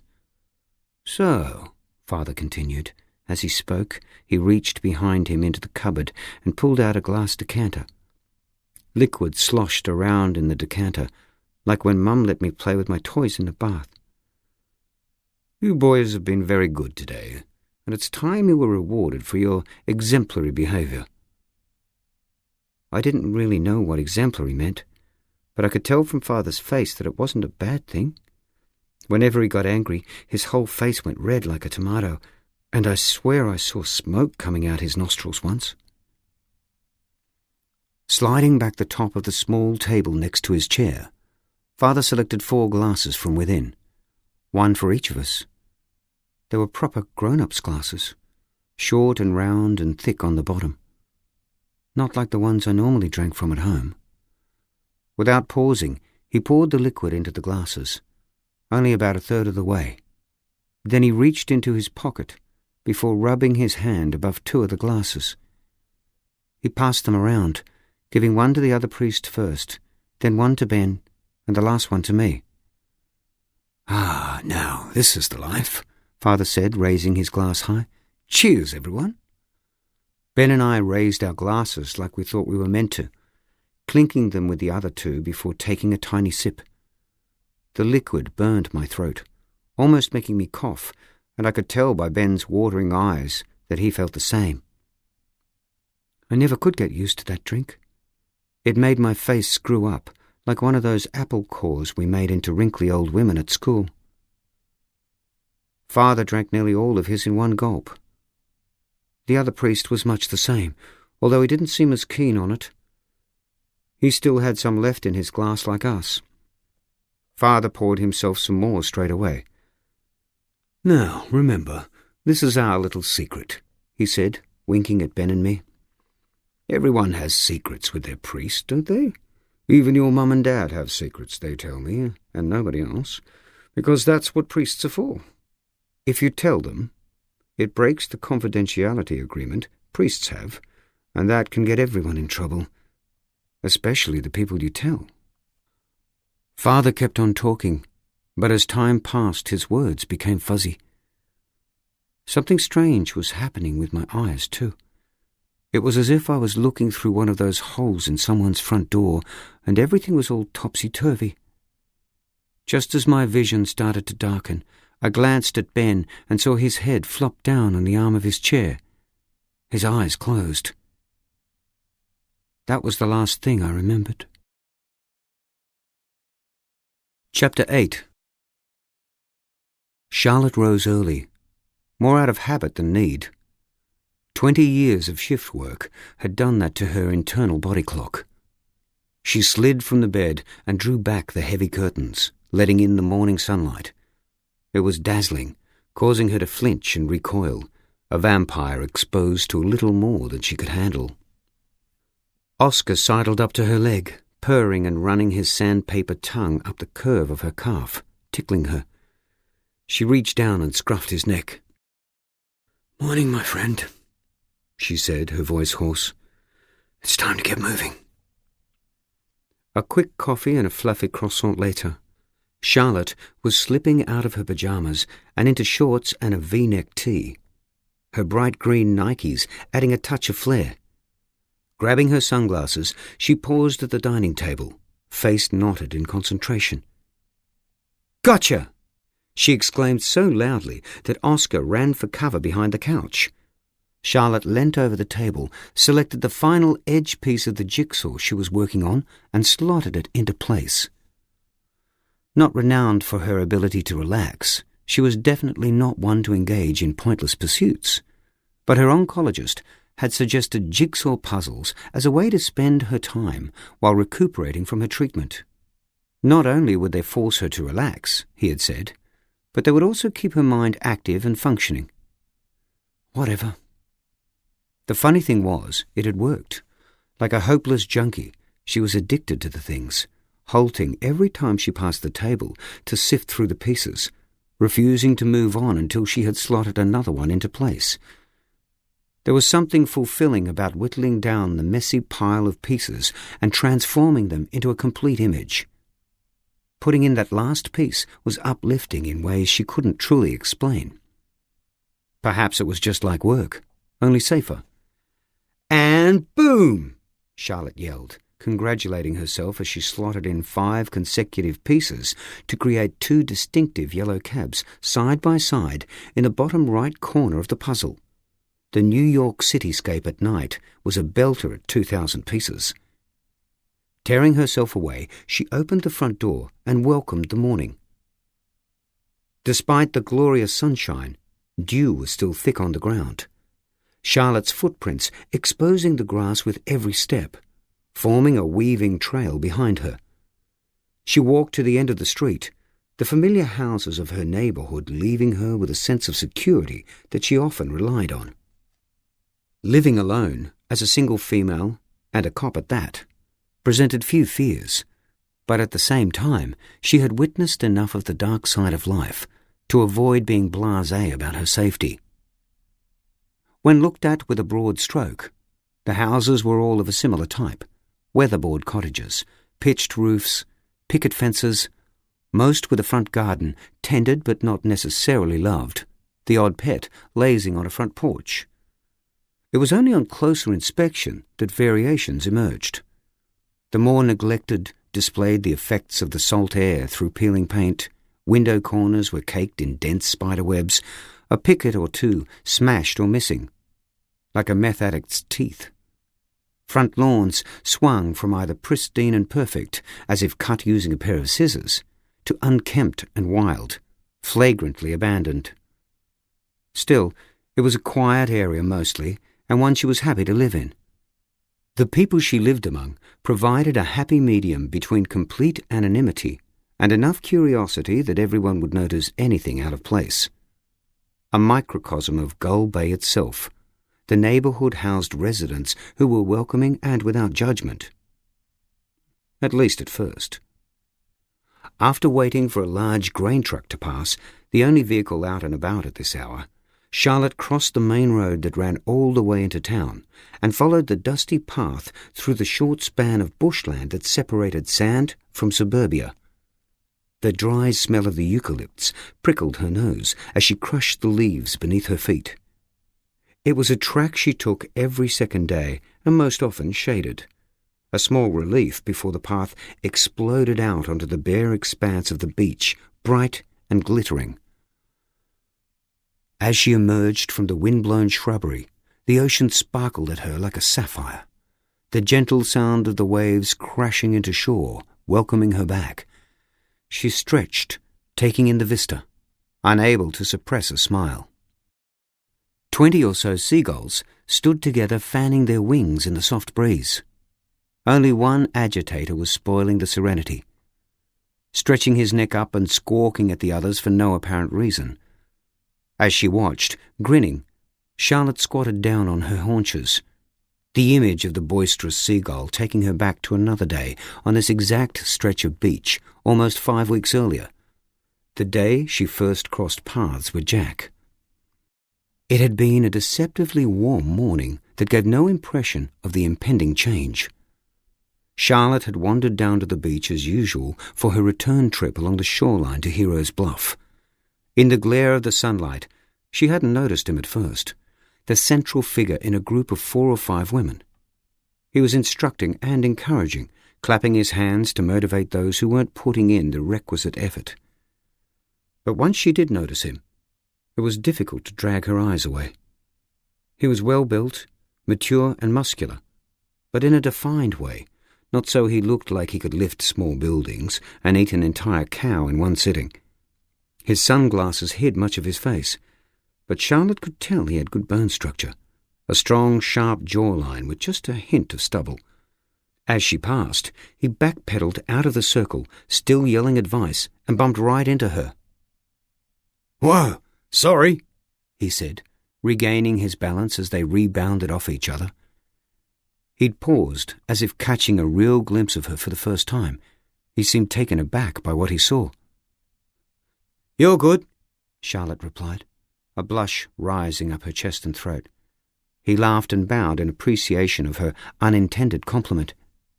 "You enjoy your walk. Hope you have a better time than that fella." Charlotte followed his gaze to see a lone gull aggressively squawking at nothing, his neck stretched out uncomfortably. She shook her head and laughed as she continued walking, the smile taking longer to leave her face than she had expected. The steady march to the bluff was uneventful, and she spent the last 15 minutes scrambling over the rocks strewn at the base of the cliff like a dropped bag of marbles. That was her favourite part. The emphasis on form, core strength, the unusual movements and focus on balance stretching her muscles in ways everyday movement didn't. Her own little parkour circuit provided by Mother Nature. Heading back, Charlotte found her mind wandering once more to the guy she'd bumped into. She failed to notice the large storm clouds creeping in from behind her until she felt the temperature drop, a cool breeze kicking up. Still halfway from home, she took up a light jog, feeling sweat dot her lower back as her tempo increased. When her starting point was in sight, the rain hit, large drops that spattered like paint, leaving dark splotches on her clothing. Within seconds it was coming down hard. The perfect blue sky now cloaked in dark clouds, the surf churning. Charlotte was surprised and pleased to see him again. Head down, he was furiously packing up stretch mats and medicine balls with no help in sight, raindrops bouncing off his arms. She ran over, the drenched sand sticking to her shoes, and scooped up 3 multicoloured mats. A smile broke across his face the moment he turned to find her standing there.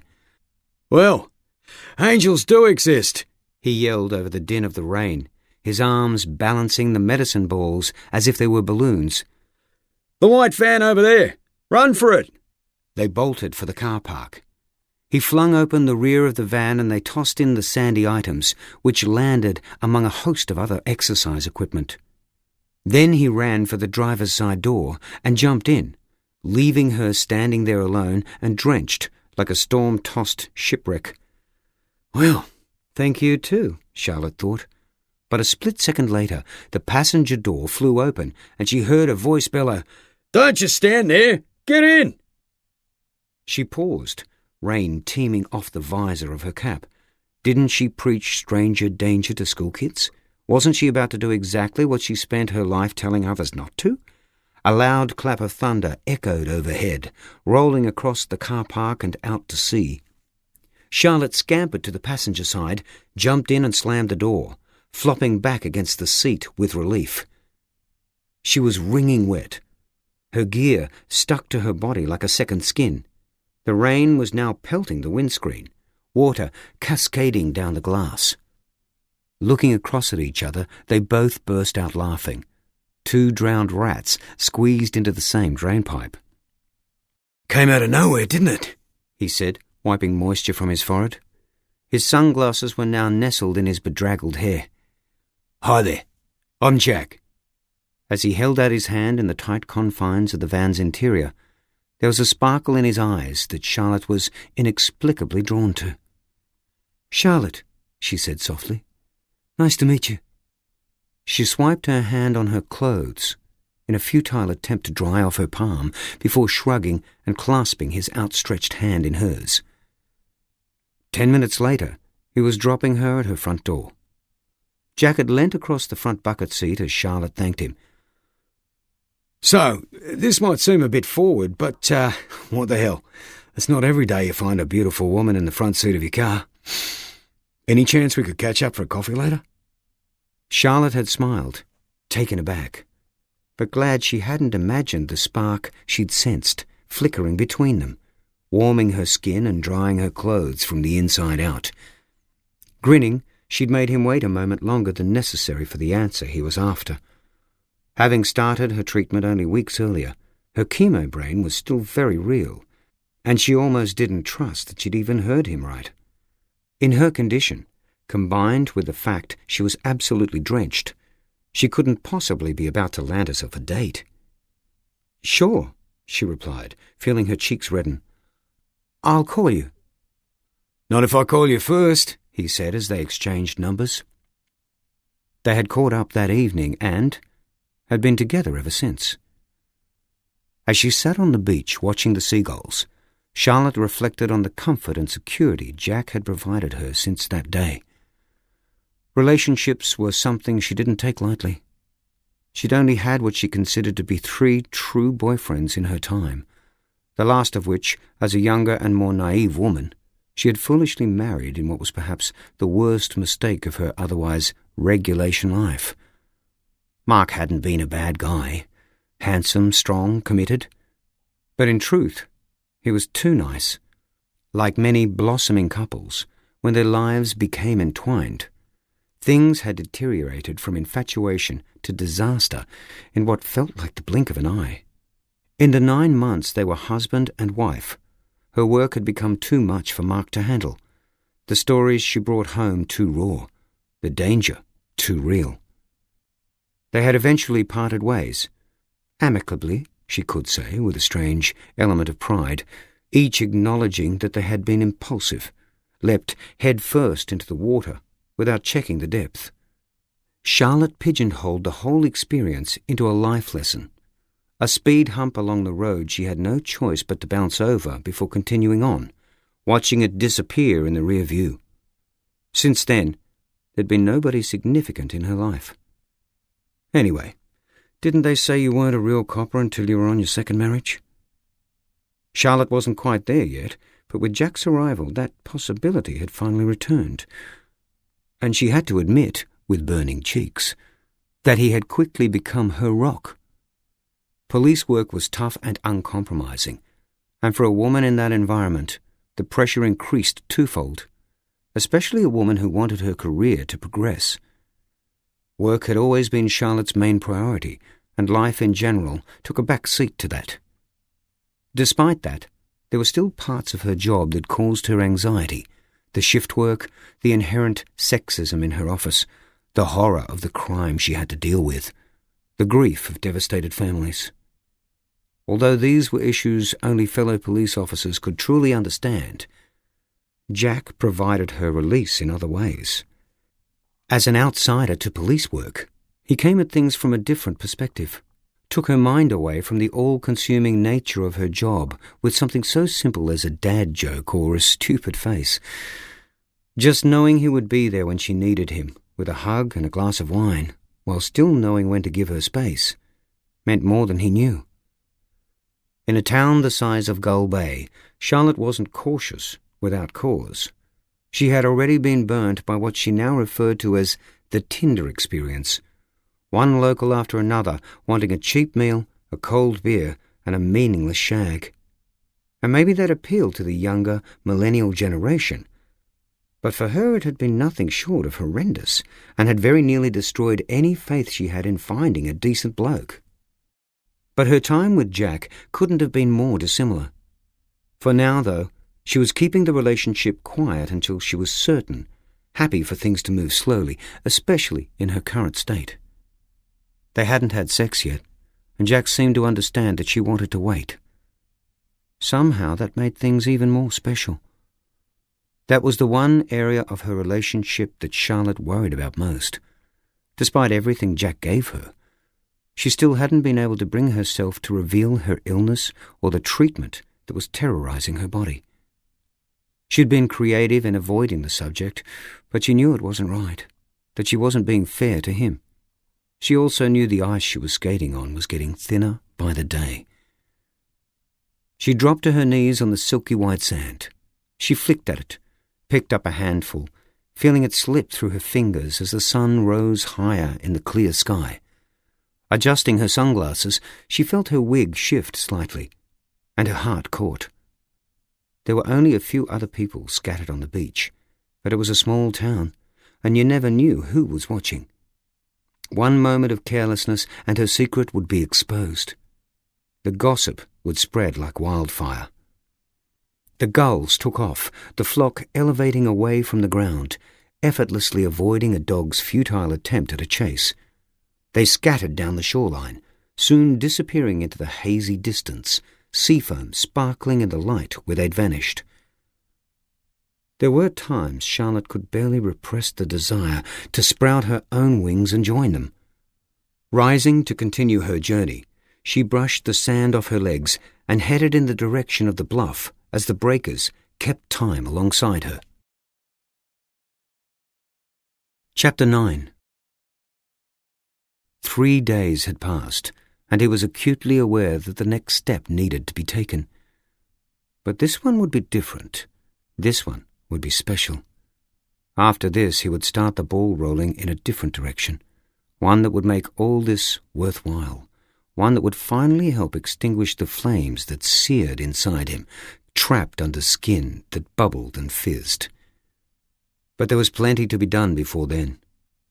The papers had played up his first victim's story, telling the world what a wonderful person she was, how she'd been going to save starving children in third-world countries until he had come along and spoiled the party. Oh well, Shit happens to us all, he thought. Like a soldier waist-deep in a war zone. There were going to be casualties.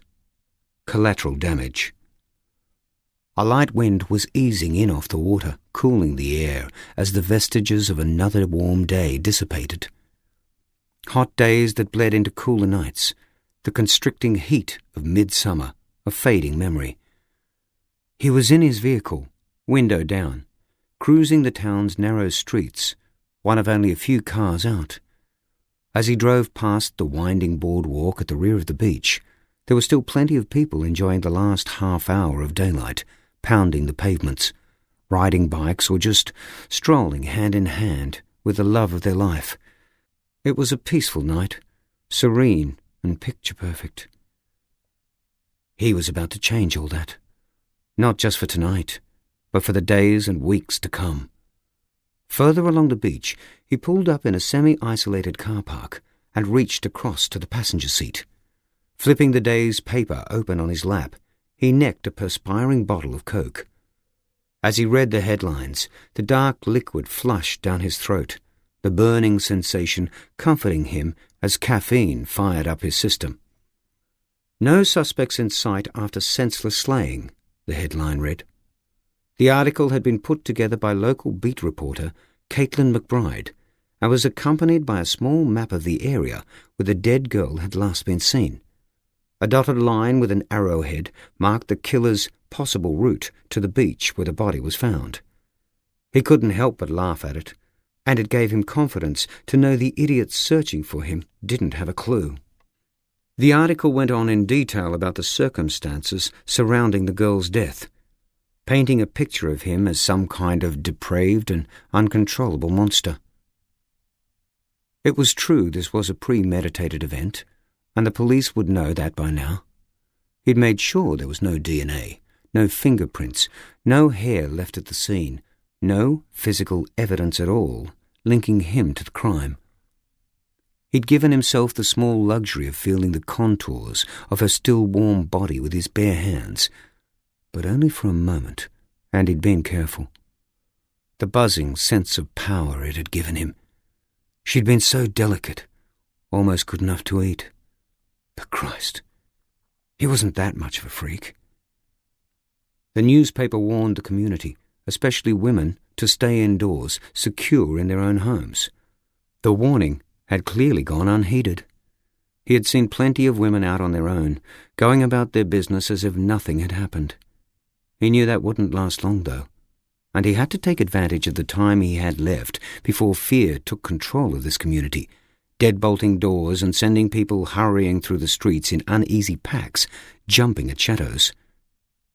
As if on cue, a car pulled up alongside him, a young woman driving. As she stepped from the driver's side door, he noticed she was in great shape, a brunette with her hair tied back, wearing tight leggings and a crop top. She came around to the passenger side and bent over into the vehicle, giving him an unimpeded view of her lycra-clad bottom. No awareness at all. He cast a sideways glance at her from behind his dark sunglasses. Doesn't she know there's a killer on the loose? The woman emerged from the car, accompanied by a fluffy white dog on a lead, and looked his way, smiling politely before slipping her earphones in and heading off along the darkening beachfront. He eased out of the driver's seat and went to the boot, where he removed a black and red retro Puma sports bag before returning to the anonymity of his car. Placing the bag on the passenger seat, he unzipped it, making sure he had everything he needed. Gloves, balaclava, a small coil of rope, just in case, and a 20-centimeter Darth Vader figurine. He picked up the figurine and pressed down on the dark, bulbous head, rotating it anti-clockwise. The entire head came away from the body, bringing with it a 15-centimeter serrated blade. He ran his finger along the edge, feeling the blade scrape the surface of his skin, almost but not quite breaking through. Reaching back into the bag, his fingers curled around the most important prop of all, a white slip of paper, dark ink staining one corner. All the ingredients to make his plan succeed. Grabbing the bag, he opened his door and climbed back out into the evening. He stretched, muscles stiff, his neck cracking loudly. She would be back soon, probably 20 minutes or so. The daylight was almost gone, and their cars were the only two that remained in the car park. Even the passing foot traffic had dwindled to nothing. He stared out across the water, the light diminishing and the rippling surface turning black. Night or day, he always felt nostalgic by the ocean. Childhood memories flooding his senses. Like scattered scenes from a grainy, silent movie, images flickered in his mind. Skin peeling in layers from sunburnt shoulders, cricket matches held in the shallows, the coconut aroma of tanning lotion, riding waves until his body ached.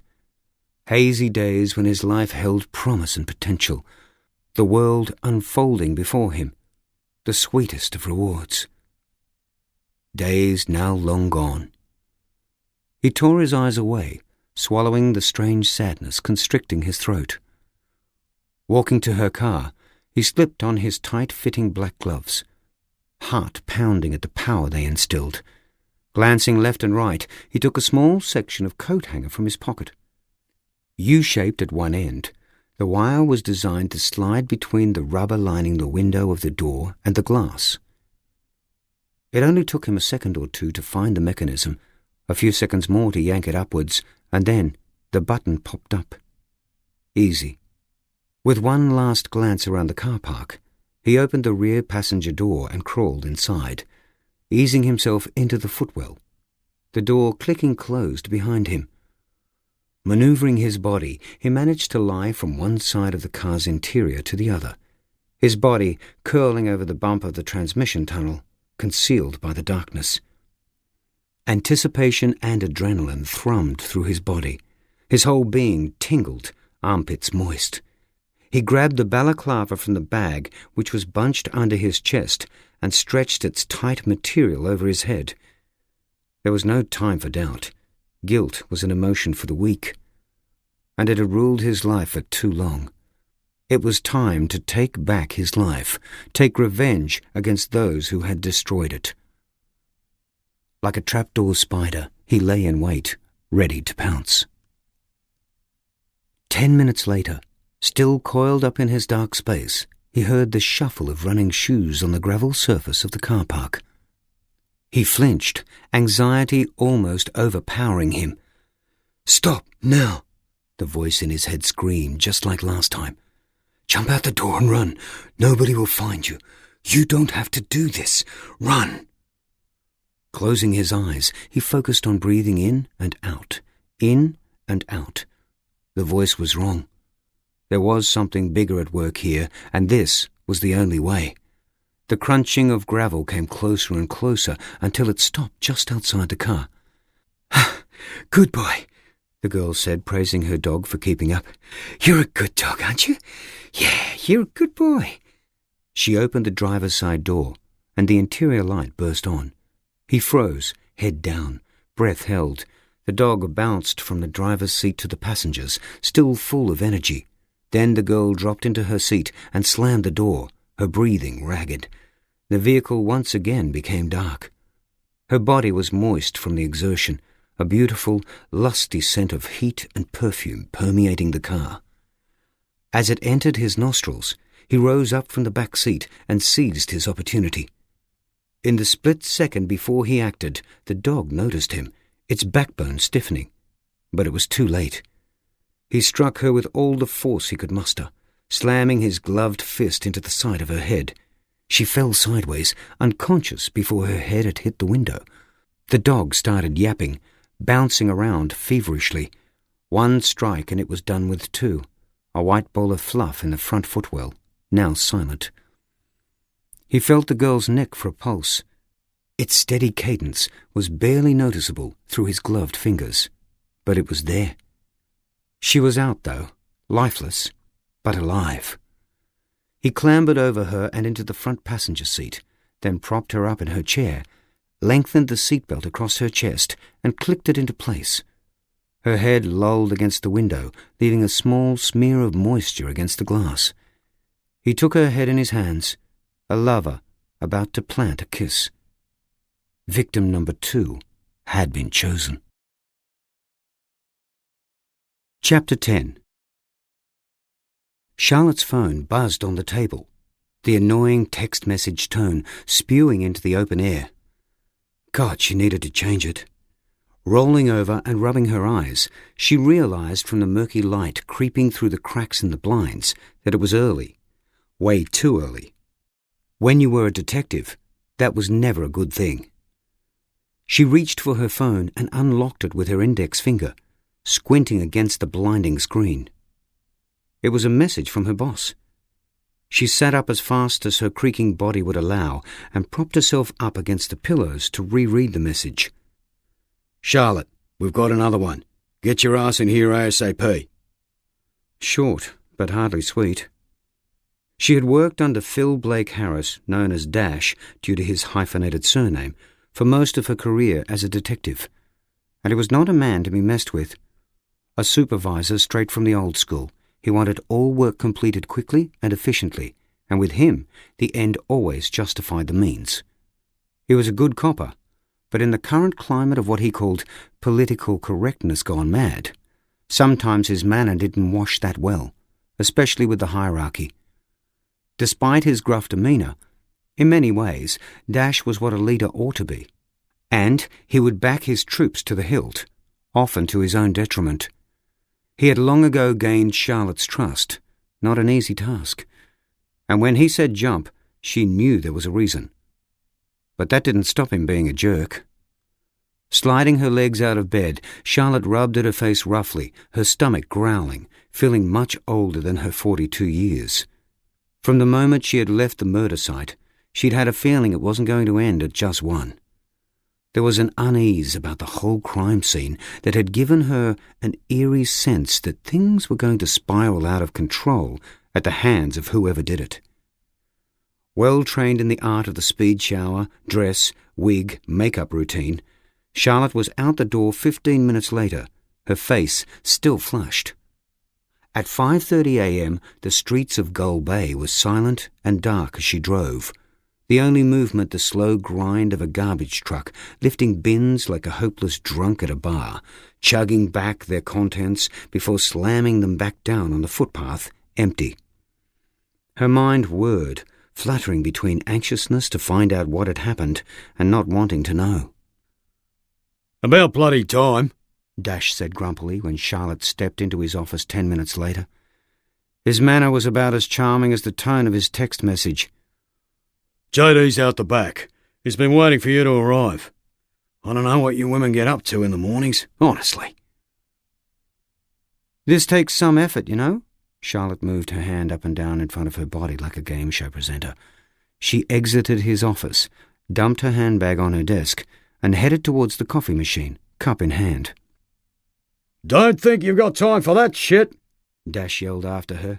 We've got another body and you know perfectly well shit rolls downhill, and I've already copped a face full of it from the powers that be. He stood in the doorway to his office and jabbed his thumb skyward to indicate the all-seeing management, whose offices were fortunately located too far away to really matter, but who still stuck their noses in whenever they could. They're onto this already, and so it seems are the media, who will no doubt have a field day over this serial killer who's allegedly running rampant. If those maggots are at the scene, tell them nothing. The last thing I want to see over dinner tonight is your mug telling everyone to lock their doors because we've got a predator on the loose. Are we clear on that? Charlotte nodded, thumping her coffee cup down next to the sink harder than she intended. No worries, boss. I'm all over it. He was already wandering off back to his desk, shouting over his shoulder as he went. I want a proper sit-rep as soon as you get there. At the moment, all we've got is what the uniform has come up with, and they wouldn't know shit from clay. Charlotte grabbed her work satchel and got the hell out of there. Dash could be annoying at the best of times, but when he was under the pump, things had the potential to implode. Walking across the car park, she saw her partner waiting patiently in the gloomy light by his vehicle, arms crossed. A good copper and an even better bloke, John Darkin, or JD as everyone knew him, had gone through the academy with Charlotte. Even though he was older by 8 years, and been a staunch friend and colleague ever since. She was confident J.D. would always have her back, and she'd been proven right time and again. He kept her grounded. As she approached him, he ran his long fingers through his dishevelled, slightly greying hair. The name Darken had always conjured up cartoonish images in Charlotte's mind of a huge, ominous caped crusader, but the reality could not have been further from the truth. A regular long-distance runner, J.D. was indeed tall, but he was stringy and slim. Fit, but certainly not formidable. But it was the size of the fight in the dog, not the dog in the fight, that counted, and Charlotte had no hesitation in backing J.D. against almost anyone.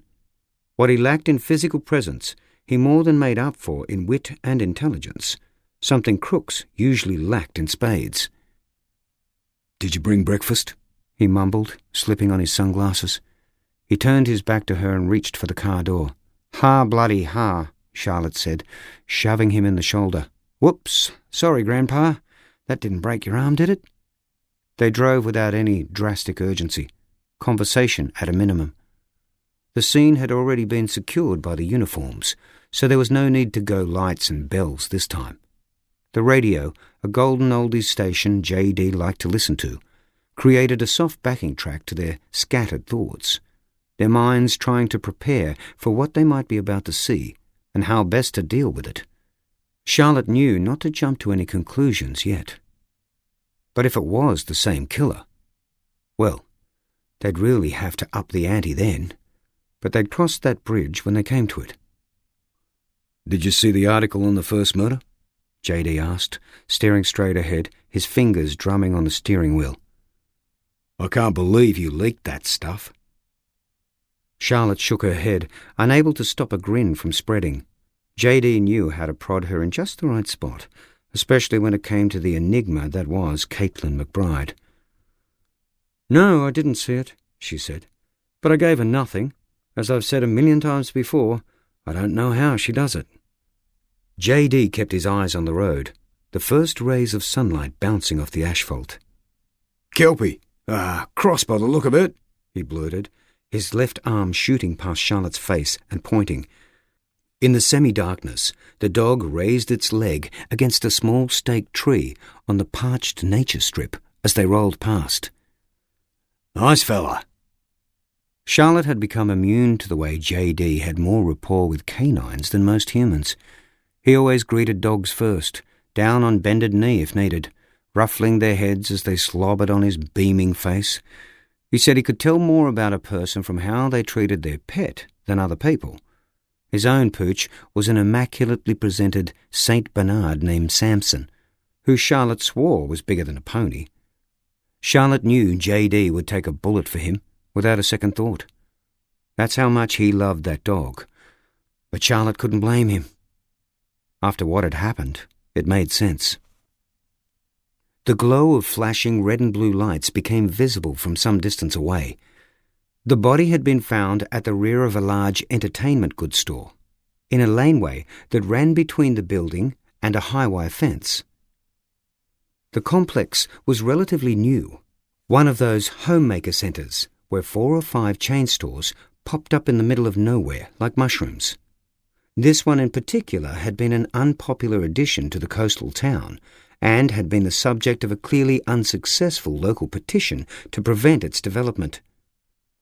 "Perfect place for it, really," Charlotte said as they approached the rear delivery lane. "Nothing to disturb you out here except rats and mozzies." They pulled up at the laneway entrance where a uniformed copper stood guard. The thoroughfare was cordoned off completely, the trusty plastic crime scene tape making an appearance for the second time in less than a week. Daylight hadn't yet pervaded the laneway, and they tested their torches as they walked over to the guard. "Morning." The night shift had clearly taken its toll on the uniformed copper. He looked like shit and sounded the same. He passed them the crime scene log so they could fill out their details. "So's me doing it," he said sheepishly.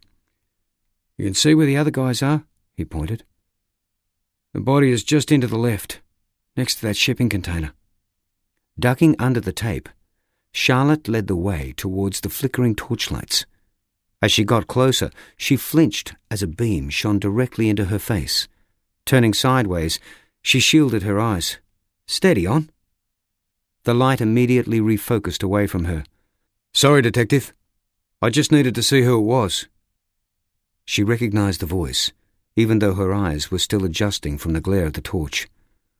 "Thanks a lot, Tom," she said, blinking the white dots away. He was standing with a female officer Charlotte had never seen before. Not long in the job, judging by her desert shoulders. No stripes there. She was much older than most new recruits, and very short. In fact, she looked like a housewife who had lost her way and stumbled into a police uniform. "What have we got then?"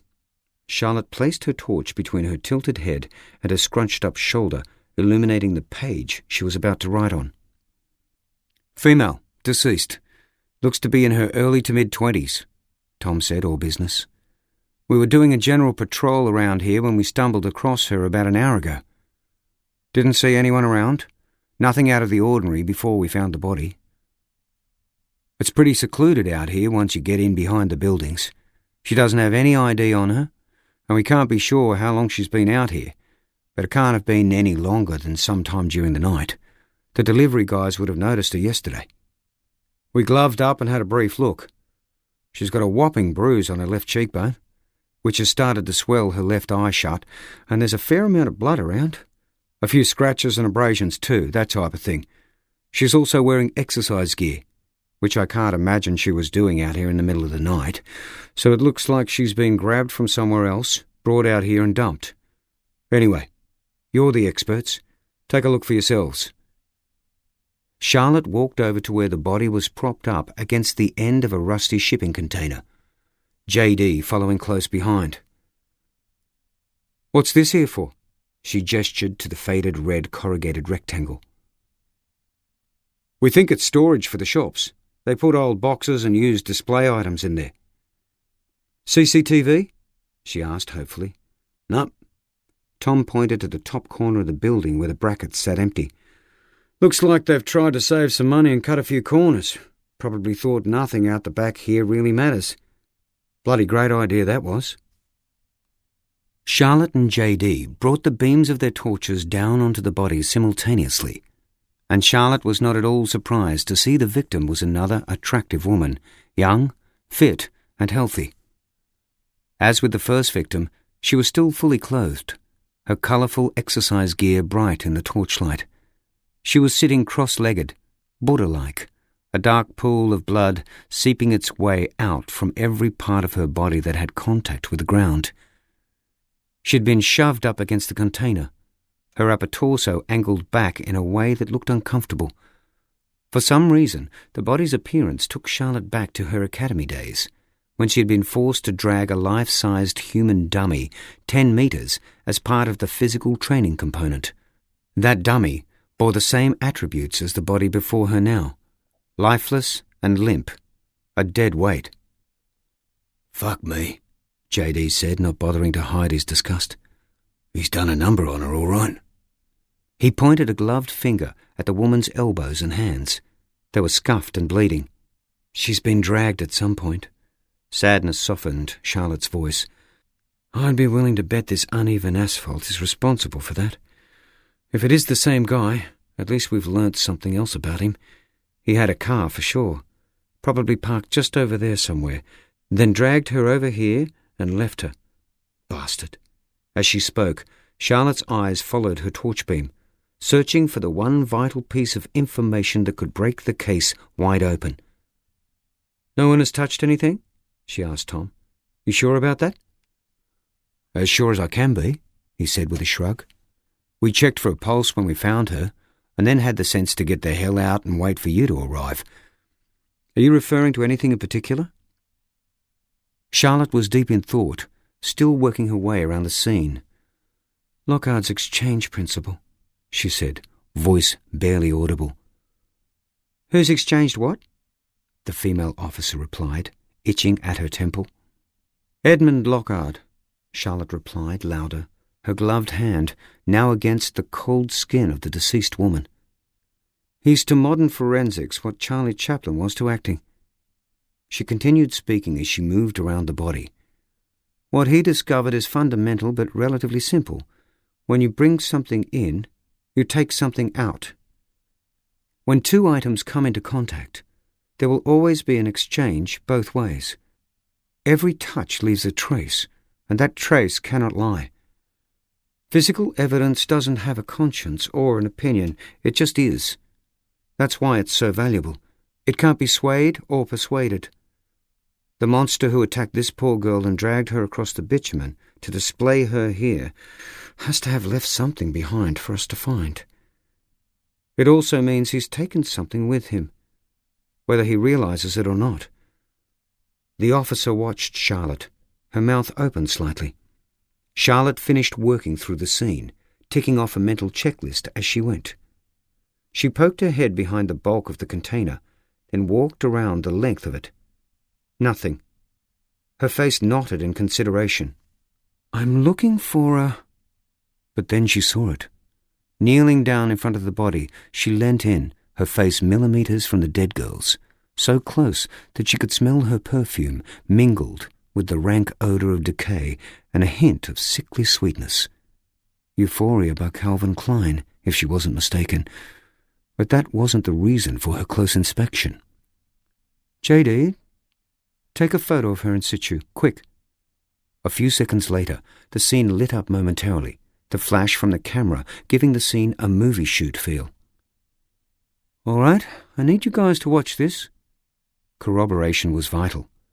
Charlotte reached up. Her right hand, covered in a bright blue latex glove, grasped the side of the woman's head and supported it, while her left cupped the victim's chin. With slight pressure, she forced the lower jaw down towards the chest, and the woman's mouth slowly opened. And there it is. The small piece of plastic Charlotte had noticed edging its way out of the corner of the woman's mouth protruded a little more now, allowing her to reach in and slide the contents out. A small plastic bag emerged, covered in a slimy mix of saliva and blood, a long rope of spit maintaining contact for longer than it should. Ugh, gross, JD muttered, voicing the thoughts of everyone else. What the fuck is that? He trained his torch beam onto Charlotte as she attempted to clean off the plastic bag. Once the liquid had been smeared off, it was clear that the bag contained a rectangular piece of white paper, folded up neatly. Prizing the seal at the top of the bag apart, she beckoned to JD to remove its contents, which he did, though a little reluctantly.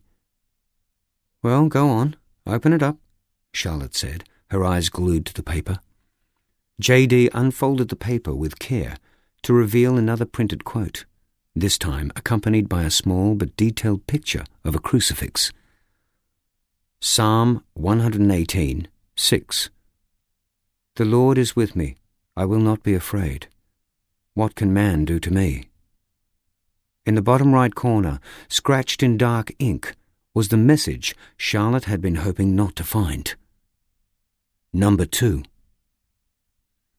The number seemed to glow even in the darkness. They stood in silence. Were those words some sort of challenge? A dare to them directly? The phrase sounded mocking and contemptuous. As Charlotte walked away, her mind shifted into overdrive. There were so many unanswered questions. Why 2 beautiful, young, fit and healthy women? Who was victim number 2, and where did she get snatched from? Why bring her out here? Was it pre-planned or just a matter of convenience? Did he live nearby? Did she? Did the killer work at the store, or know someone who did? Why the biblical notes? And the numbers? Was he expecting to kill so many he needed to keep count?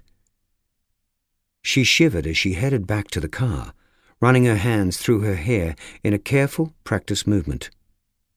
Suddenly, she had double the workload, and the press would soon be steaming towards this like a freight train.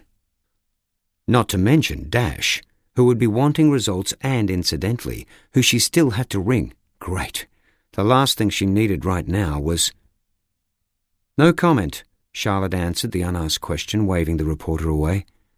Caitlin McBride watched her pass, with a look something like disinterest on her face as she sipped at a straw poking from the spout of a large chocolate Big M. Her notebook was tucked under the arm of her bright red cardigan. This was about to get ugly. Really ugly. Chapter 11. The main street of town was always a risky place for him to be, even more so now the second body had been found and tensions had heightened. But he was still part of the community, and had just as much right to go about his business as anyone else. Window down, his elbow resting on the sill, the warm gusts of air that blew into the cabin made him swelter. But he loved the sounds, the smells, the buzz of life.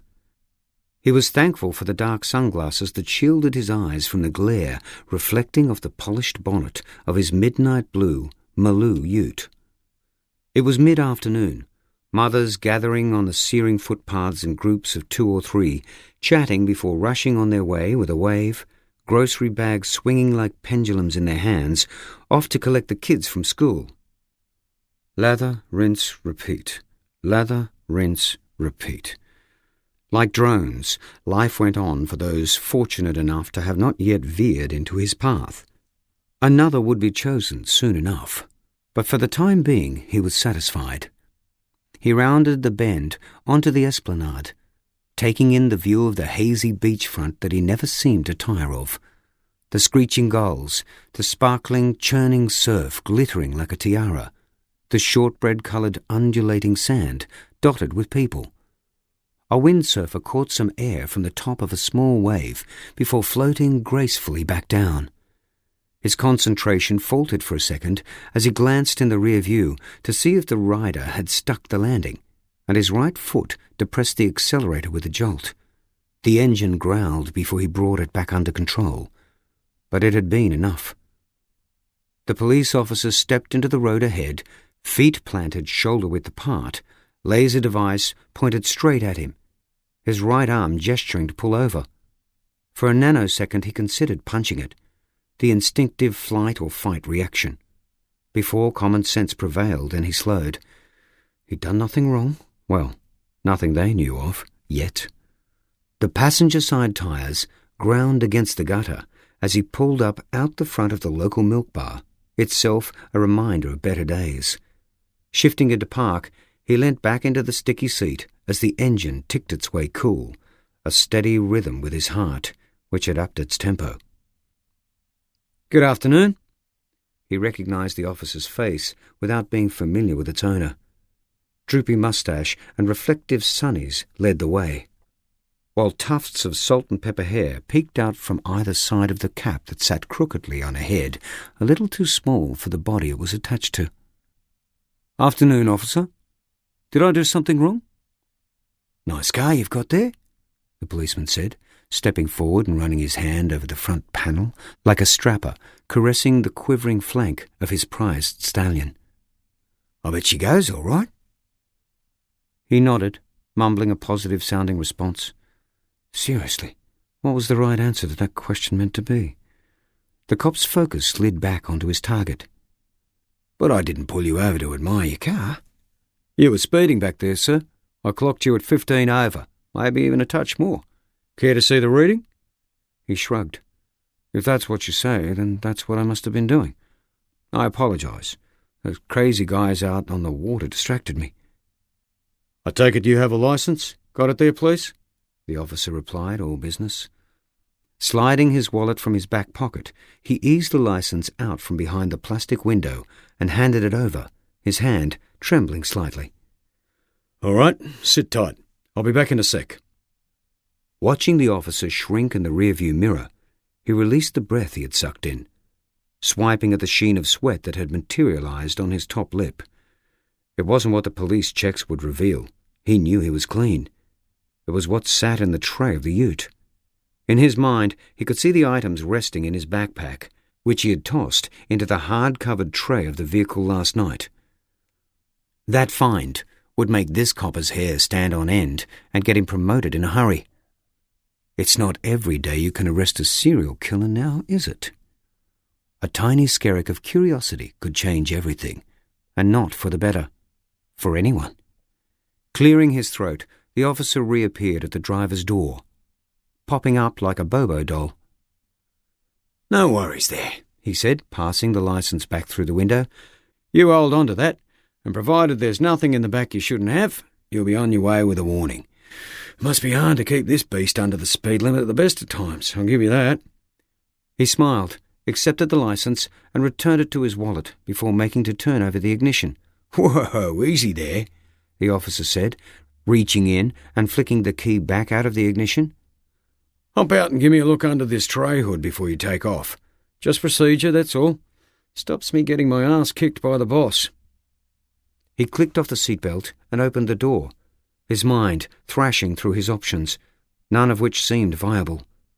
The cop waited at the back corner of the vehicle, prattling away to himself. "Canvas ones on the old utes. They were much easier. Just flick those elastic straps off and flip it back. Hell, half the time you could see the shape of whatever was under there anyway. Not like this. You could hide half a dozen bodies under here and I'd never know until we opened her up." The officer rapped on the cover with his knuckles, the deep sound reverberating. His lungs expanded in his burning chest. It was crunch time. "I don't have anything under here, really, just some—" "Just open her up and we'll all be on our way." He unlocked the hard lid, taking as much time as he could. As he reached for the rounded edge and prepared to lift it, he grasped the set of keys in his other hand, the longest protruding through his clenched fingers. The lid rose, the backpack came into view, and the bile seared his throat. Then a gust of wind collided with his back. A motorcycle blasted past them, throttle extended, a multicoloured blur already disappearing into the distance. "All good," the officer yelled, racing back to his vehicle, clutching at his radio mic as he went. "Thanks for your time." He jumped in and slammed the door, siren blaring as he took off, his car fishtailing before he gained control and accelerated away in pursuit. Not quite able to believe his good fortune, he flung the lid back down with a thud and locked it up. Relief emerged in a stifled laugh. He ran back to his car and strapped in. The cool breeze of the aircon was a balm to his shattered nerves as he pulled away from the curb and eased back down the settling street. Thump, thump, thump. The echo was unmistakable. Not the thrumming of the vehicle, but of his heart pounding against his chest. Chapter 12. "I understand that, but it might be too much for you to handle at the moment. Don't take this the wrong way, but you've looked a little run down of late, to be quite honest." Charlotte was leaning against the doorframe to Dash's office, somehow managing to keep her bubbling emotions in check. "No, it's not too much at all," she replied, exhaling loudly. "We've been through this before, Dash. I'm perfectly fine, and I'm the best D you have in this office, and the most qualified. You know that's true. JD is the only other person here who could investigate something as big as this, and he's already snowed under with that fraud case. Besides, he'll be right there with me most of the time anyway. What else are you going to do? Give it to Wally?" Dash reclined in his sea-green office chair, an unlit cigar in his right hand, which he tapped against the shiny covering his arms rested on. Although he'd quit smoking 2 years before, after a heart attack had literally stopped him in his tracks, Dash still kept a wooden case of Cubans in the top drawer of his desk for emergencies. More often than not, he used them as a prop to calm him in stressful situations. Never lit, the smell alone seemed to have the desired effect. Feet crossed on the desk, he appeared more relaxed than he actually was. Judging by the metronomic beat of his glossy, elastic-sided brown boots as they clomped into each other. "I hear you, Charlotte," he said finally, looking at her over the top of the silver-rimmed glasses perched on the end of his nose. "And for what it's worth, you're right. I'd always choose you ahead of the rest of them. But it's bigger than that now. I got the CI in Westvale breathing down my neck, as well as the homicide squad from the Big Smoke. They're both keen to take over. The only reason the homies haven't marched in here and taken over already is because of your connection. That 6 years you spent in the unit has cut you some slack. The boss there knows how you work, that you've had the training. But if that hadn't happened, there's no way this would still be on your plate." Charlotte threw her arms up in exasperation. I know the area like the back of my hand, Dash. I know the people involved, and I know the vibe of this town. I believe I have the respect of the population, which is huge in a place like this. I know what they're like in those units. I've lived that existence. And if some hard-nosed tosser in a designer suit saunters into town sipping a caramel latte and expects to get more cooperation than me, he's dreaming. I don't deny that, but it's policy I'm fighting, and a policy states that matters like this should be handed on. Should, Charlotte said. Not must, should. That handover has to come from you, and it only happens if you, or they, think I'm not up to the task. If that's what you think, then I don't have a choice, really.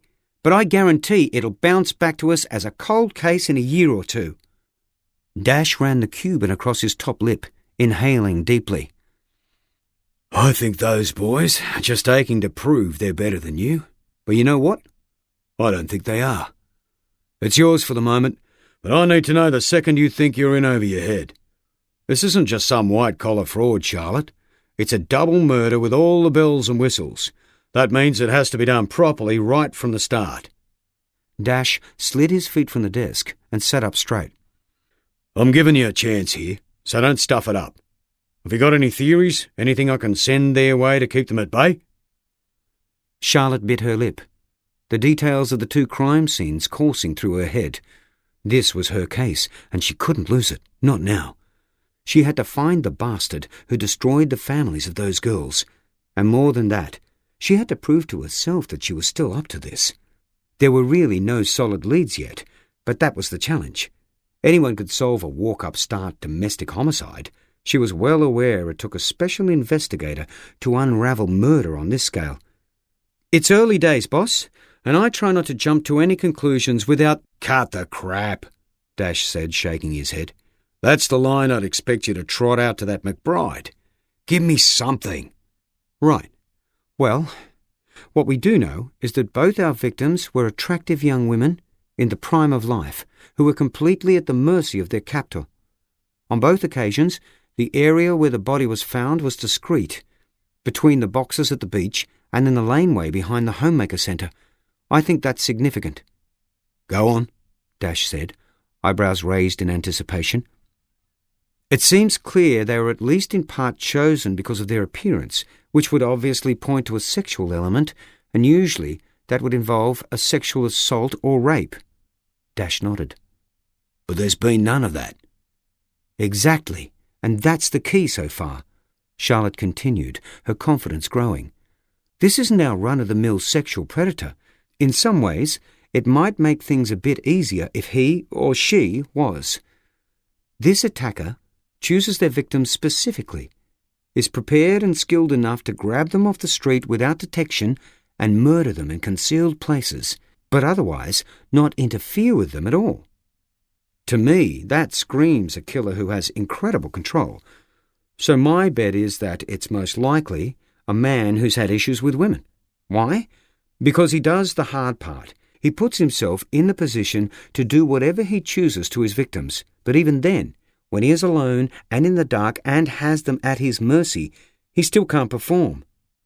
In my mind, that points to him having been mocked by girls at school, cheated on, ridiculed by a lover over how bad he was in bed, or groped by someone he trusted.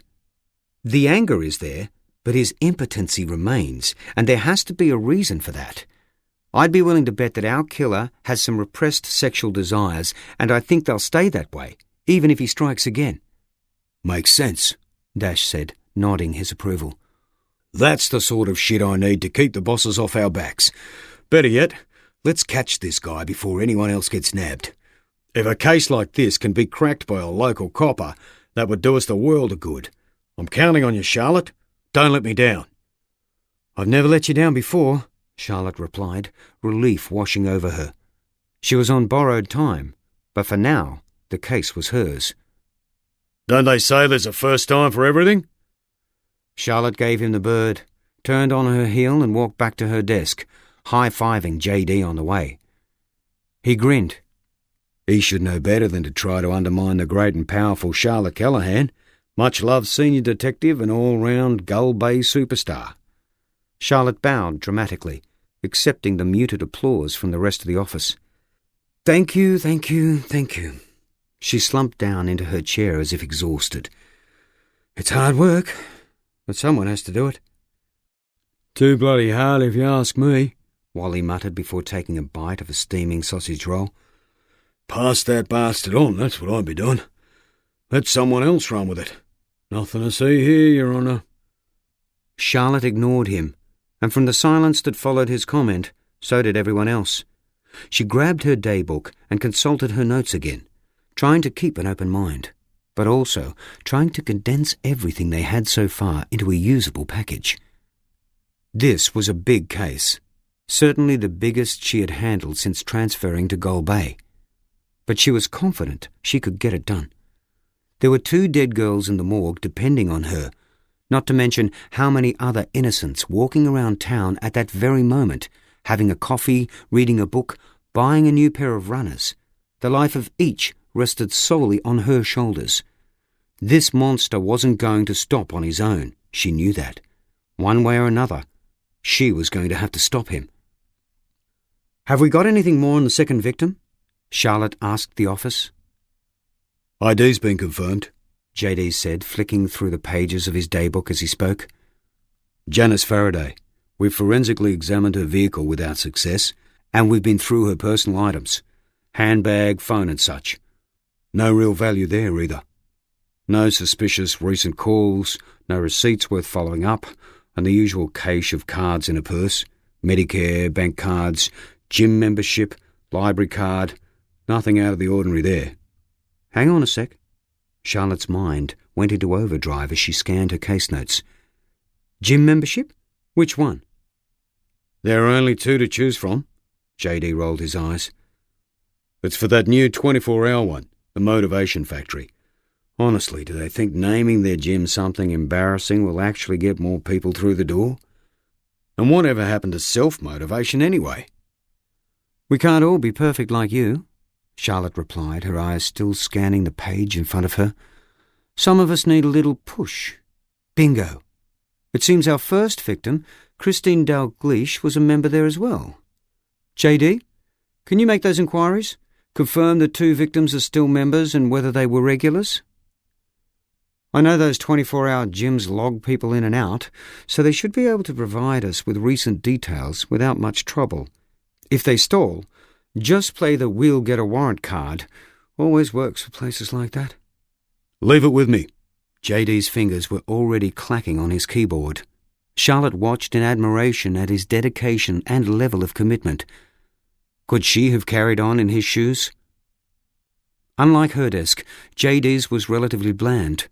Everything in its place and unadorned by the personal mementos others chose to display.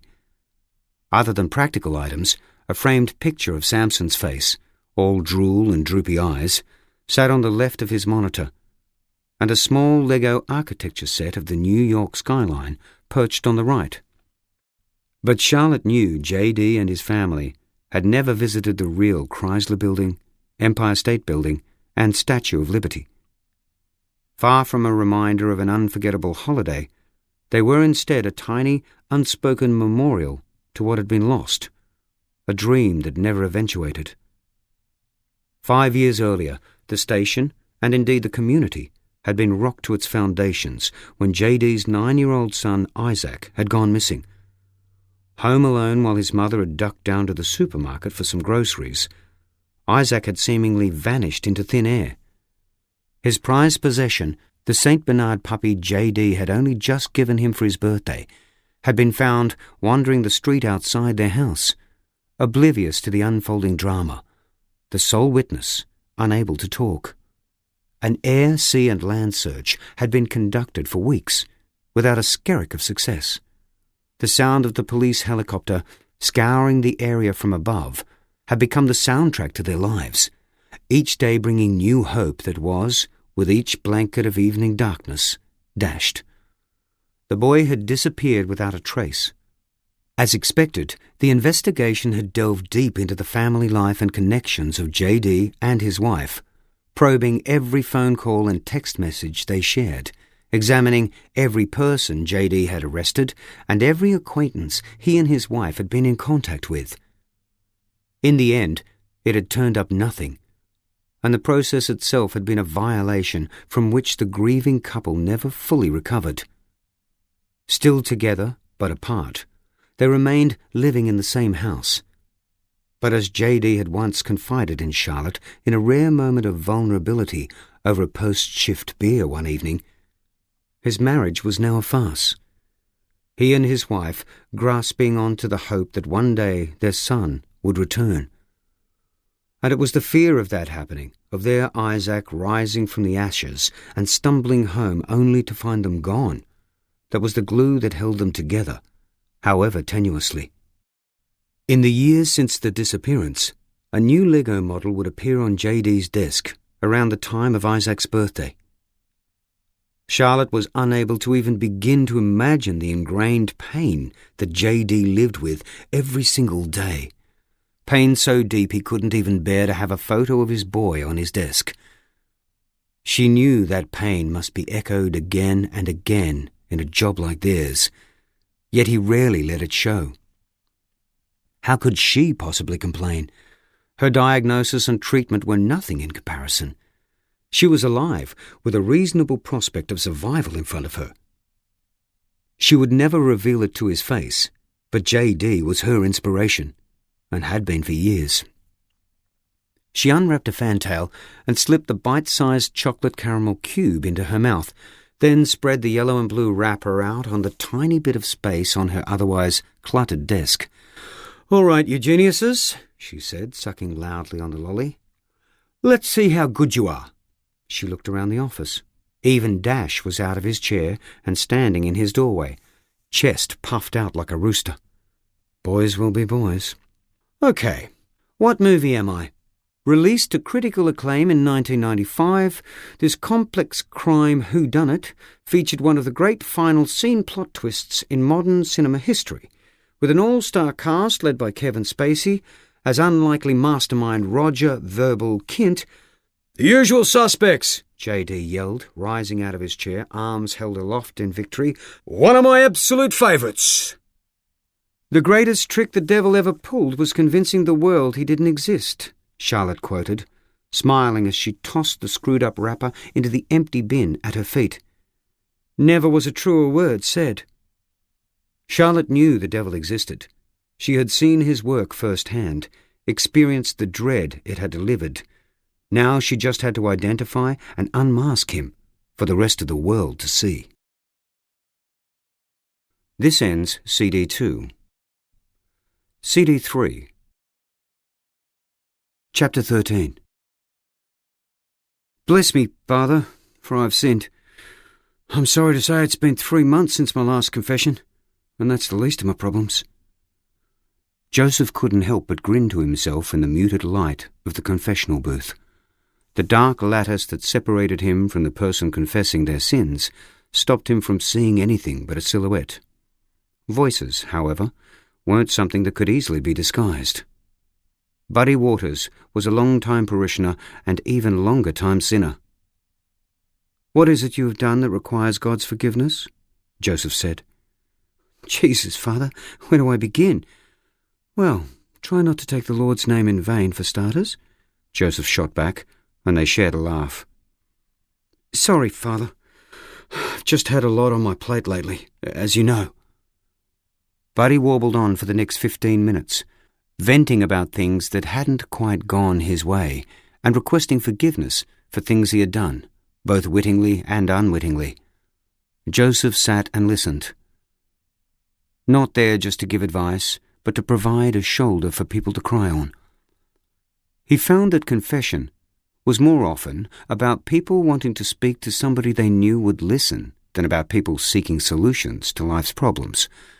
To have someone there to hear all of your secrets in complete confidence was unusual, especially in this age of Facebook and Twitter, where sharing had gone beyond a joke.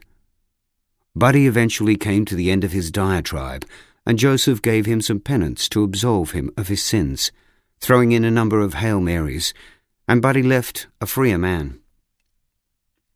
Joseph sat and waited in the booth for 5 minutes, in case there were any more parishioners or blow-ins needing to be pardoned of their sins, but it didn't look promising.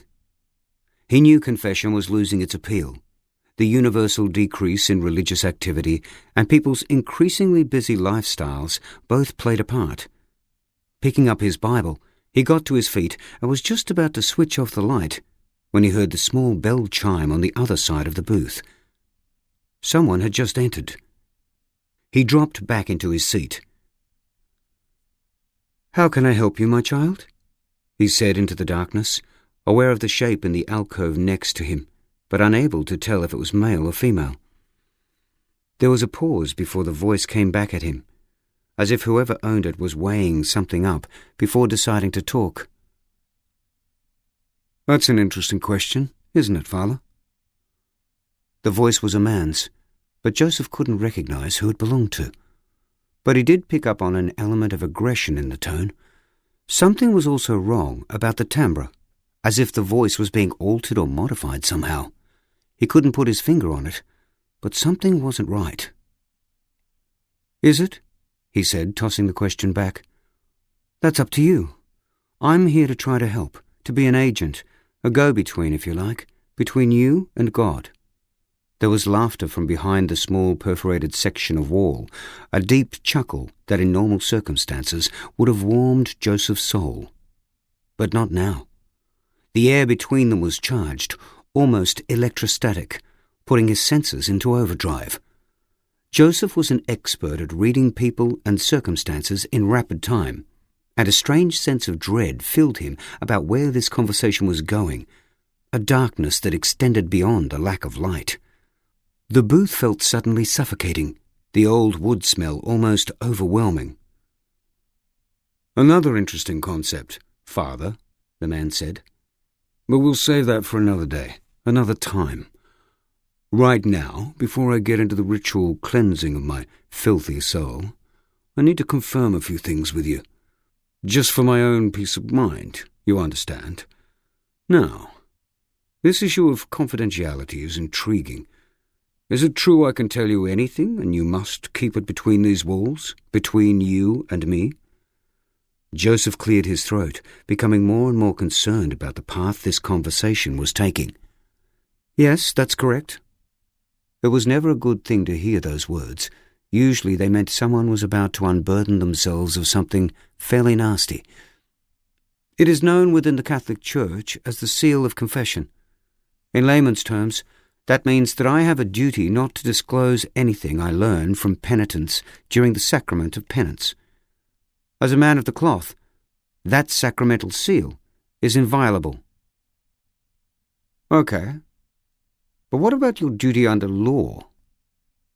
The voice continued. "As a member of the society in which we all live, aren't you bound to report certain things? You know, child abuse or murder? Surely you have to tell the authorities if someone's life is at risk?" In the semi-darkness, Joseph stared at the shadowy silhouette. People had tried to trap him with this stuff before. It was nothing new. Maybe this stranger was a reporter or something, looking to break a big story. Well, he wasn't about to get it here. "No, actually, I don't," he said, ready to shut this down. "The relationship between a priest and a confessor is beyond that, a conversation between man and God. It is private. In situations like those you have described, it would be my responsibility as a man of God to use logic and persuasion to attempt to modify the person's behavior and convince them of the benefit to society and ultimately themselves of ceasing and, in many cases, turning themselves in." There was silence in the other room, broken only by the occasional scratch of a fingernail along the edge of the slim wall that at once separated them and brought them together. Half a minute ticked by. Then the conversation continued. "Bless me, Father, for I have sinned." Taken aback by the change of direction, Joseph reacted on instinct. "How long since your last confession?" The man exhaled loudly, the silhouette's shoulders dropping. "How long? Well, that's another good question, Father. At least 10, maybe 15 years. All the better that you have come back now, Joseph said. God is ever hopeful of his prodigal sons and daughters returning to the fold. Well, God has more hope and patience than me then. I'll be honest with you, Father. My life up until this point hasn't exactly been a very positive experience. Quite the opposite, in fact. We aren't here to talk about my miserable life, but I have suffered. And the result is I have made some stupid mistakes I don't believe I can ever be forgiven for. But that is my cross to bear, and bear it I shall. But that is why you are here, Joseph said, to release yourself of that burden, to ease the weight you have to carry, and to absolve yourself of the responsibility of living with mistakes that you can't undo. I appreciate you feel that way, Father, I really do. But I don't agree. Some sins are too big to be forgiven. Some lapses too great for the damage to be repaired by mere words. Joseph could sense this man was close to unravelling. Exactly what would emerge as a result, he wasn't sure. There had always been an element of Joseph's work that fed his hunger to be involved in his community, to be privy to secrets others weren't. He was human after all, and being a man of the cloth was a solitary existence. The practice of confession was often a release for both him and the confessor. Let God be the judge of that, he said, leaning in a little closer to the wall. Do not let your fear or stubbornness ruin your chance at forgiveness and a better life. Joseph heard a shuffle in the booth next to him, could almost feel the vulture of indecision tearing at the man's body. There was a whimper, a barely audible near sob that echoed through the small rooms before it was stifled. Then, without another word, the door to the booth swung open and slammed shut again. The room beside him empty. Gathering up his Bible, Joseph hurried out and around the side of the confessional to catch a glimpse of an overcoat-clad figure whisking away through the church's large oak front doors. He took a few steps down the main aisle of the church and for a moment thought about taking off after him, then decided against it. If the man had something he wanted to get off his chest, he'd be back. If not today, then another day soon. Chapter 14. Sunday afternoon, 1987. As always, Mum came and collected me a few hours after the service had ended.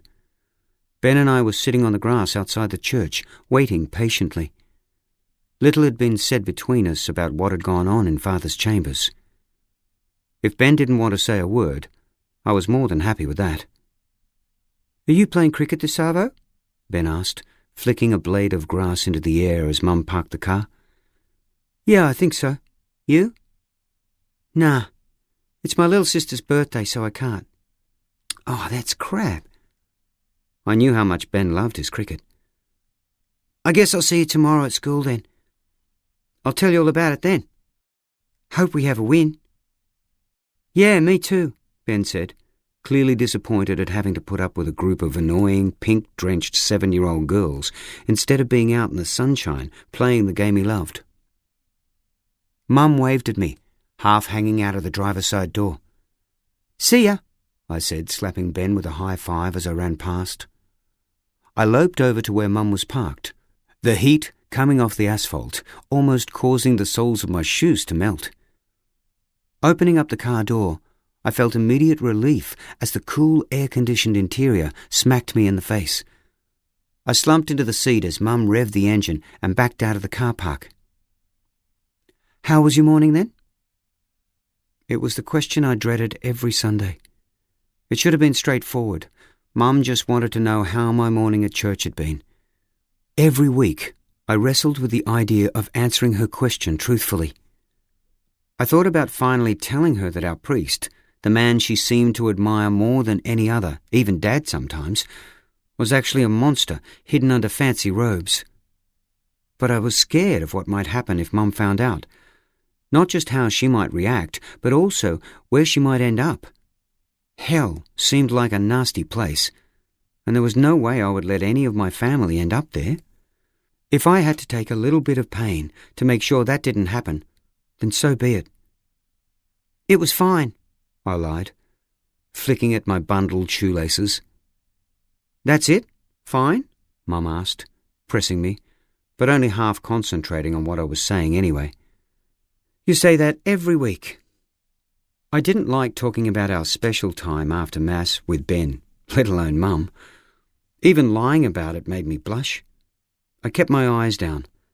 Mum was always so busy that she hardly noticed anything I said anyway. There were times I thought I could just come out and say what had gone on, and she'd probably just grunt, nod, and continue driving as if I hadn't said anything. This time, though, I wondered if she was starting to realise something wasn't right. "You seem quiet. Are you sure everything's okay?" But I wasn't ready to talk. Not yet. Maybe not ever. For the first time in a while, I had to think on my feet. "I got in a bit of trouble for not cleaning up the altar properly after Mass, that's all. Father got a bit grumpy at me, but I'm all right." "It was that Ben again, wasn't it? Did he distract you? I've told you before, he's trouble. If the two of you can't stop—" I switched off, knowing Mum was going off on one of her rants about Ben. She didn't like him, and I think I knew why. Every time I came back from church, I acted strangely, and I reckon she thought it was because of Ben, that he was picking on me or bullying me or something. If only I could tell her the real reason, then she wouldn't think like that about him at all. Without warning, a wave of guilt swept over me. From the top of my head right down to my toes, I couldn't control myself, and I exploded into tears, moisture running down my reddened face, dripping off my jaw and onto my shirt like raindrops. "What's wrong?" Mum cried, almost yelling at me. "Nothing!" I yelled back, confused by that fact that I was crying uncontrollably, but also from being yelled at when I hadn't done anything wrong. "Just leave me alone!" Mum slammed on the brakes and veered the car to the side of the road. She stared at me, her face shocked. I never spoke to her like that, and maybe the realization that something had happened was dawning on her. She reached over and gently pulled me into her chest, rubbing the back of my head. "It's all right, mate. It's okay." She repeated those words over and over, and eventually, after a number of huge sobs like I'd heard little kids do, I calmed, salt still on my lips where my tears had dried. "What was that all about?" Mum said, running her fingers down the side of my face. The difficulty was, I was just as confused as she was. I looked past her, out the window, staring at nothing in particular, and ignored her question. There was so much running through my head. I couldn't even sort it out in my own mind, let alone put it into words. And I was scared if I opened my mouth and said anything at all, everything would all come bubbling out, spewing forth like a shaken-up soft drink. I shrugged out of Mum's grip and faced my door, cuddling up against it. "Can we please go home?" I managed to get out, before I forced my lips back together to prevent myself from saying the words that burned inside me. "I just want to go home and have something to drink." Mum had a thing about drinking water, so any time I wanted to cover something up, I just mentioned being thirsty. "What do I always tell you?" she said, half scolding me, but still sounding concerned. "Drink more water. That's what your drink bottle is for, mate." "I know. I just forgot. And I left my bottle in Father's room anyway." After that, Mum seemed to calm down a bit. But before we drove off, she placed a finger under my chin and nudged my face back around in her direction. Uncertainty pulled her eyebrows together. "You know you can tell me anything, don't you? I'm your mum, remember? And you only get one of those." I nodded, forcing a smile at her before turning back to face the window. What kind of mum was so bad at reading her own child that she couldn't even tell when I was lying through my teeth? Chapter 15. When Jack rang to say he was taking her out for dinner and wasn't taking no for an answer, Charlotte could barely contain her excitement, or relief. As a workaholic, it felt nice to get away, even for one night. Hell, even for 1 hour. The double murder investigation, along with her ongoing cancer treatment, had consumed her all week. Double murders were rare as it was, but for both victims to have links to her brother's parish was more than she could get her head around. The conflicting responsibilities grappled for her attention, to the community, to her brother, to the victims and their families, to Dash, to herself and her well-being, to Jack. The list seemed never-ending. A night off, free from all expectation, was just what she needed, and somehow Jack always seemed to know when she needed him most. Seated at her kitchen table, she waited for him to arrive, a gleaming glass of Chardonnay in one hand and a diminishing pile of jigsaw pieces in the other. She watched the puzzle pieces fall through her fingers like dust. Each time she raised a new handful, she would spot another piece, and the New York City skyline gradually took shape. Smiling, she slotted the spire of the Empire State Building into place. The doorbell rang. Charlotte rose, took one last glance in the mirror to make sure her appearance was up to scratch, and more importantly, that her wig was straight, then almost skipped down the hallway to open the door. Jack stood on the front step, a large bunch of vivid pink roses clutched in his hand, looking like he had stepped straight out of a menswear catalogue. He smiled, sliding the flowers behind her back as he leant in to kiss her cheek.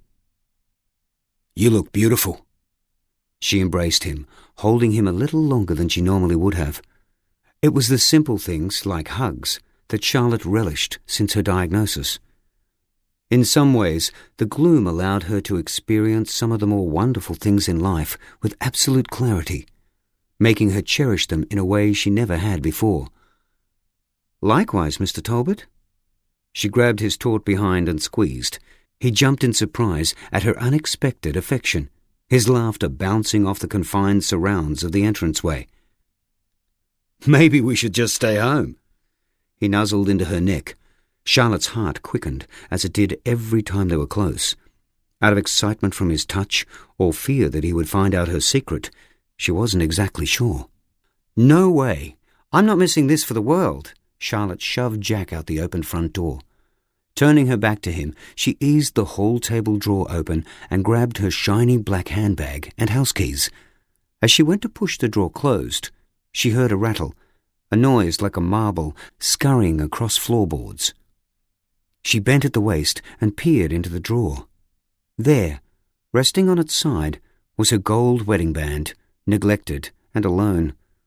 Until this moment, the memory of the ring's location had escaped her. Taking a deep breath, she slid the drawer shut before stepping across the threshold and slamming the door behind her. Arm in arm, they strolled to Jack's car. As usual, it was one she had never set eyes on before. A workaholic like her, Jack had 2 jobs, part-time personal trainer and full-time car salesman. His full-time job, his own business, allowed him to take any car off the lot whenever he wanted. It was every kid's dream, although Charlotte wasn't as impressed as some women might be. To her, a car was just a means to get from A to B.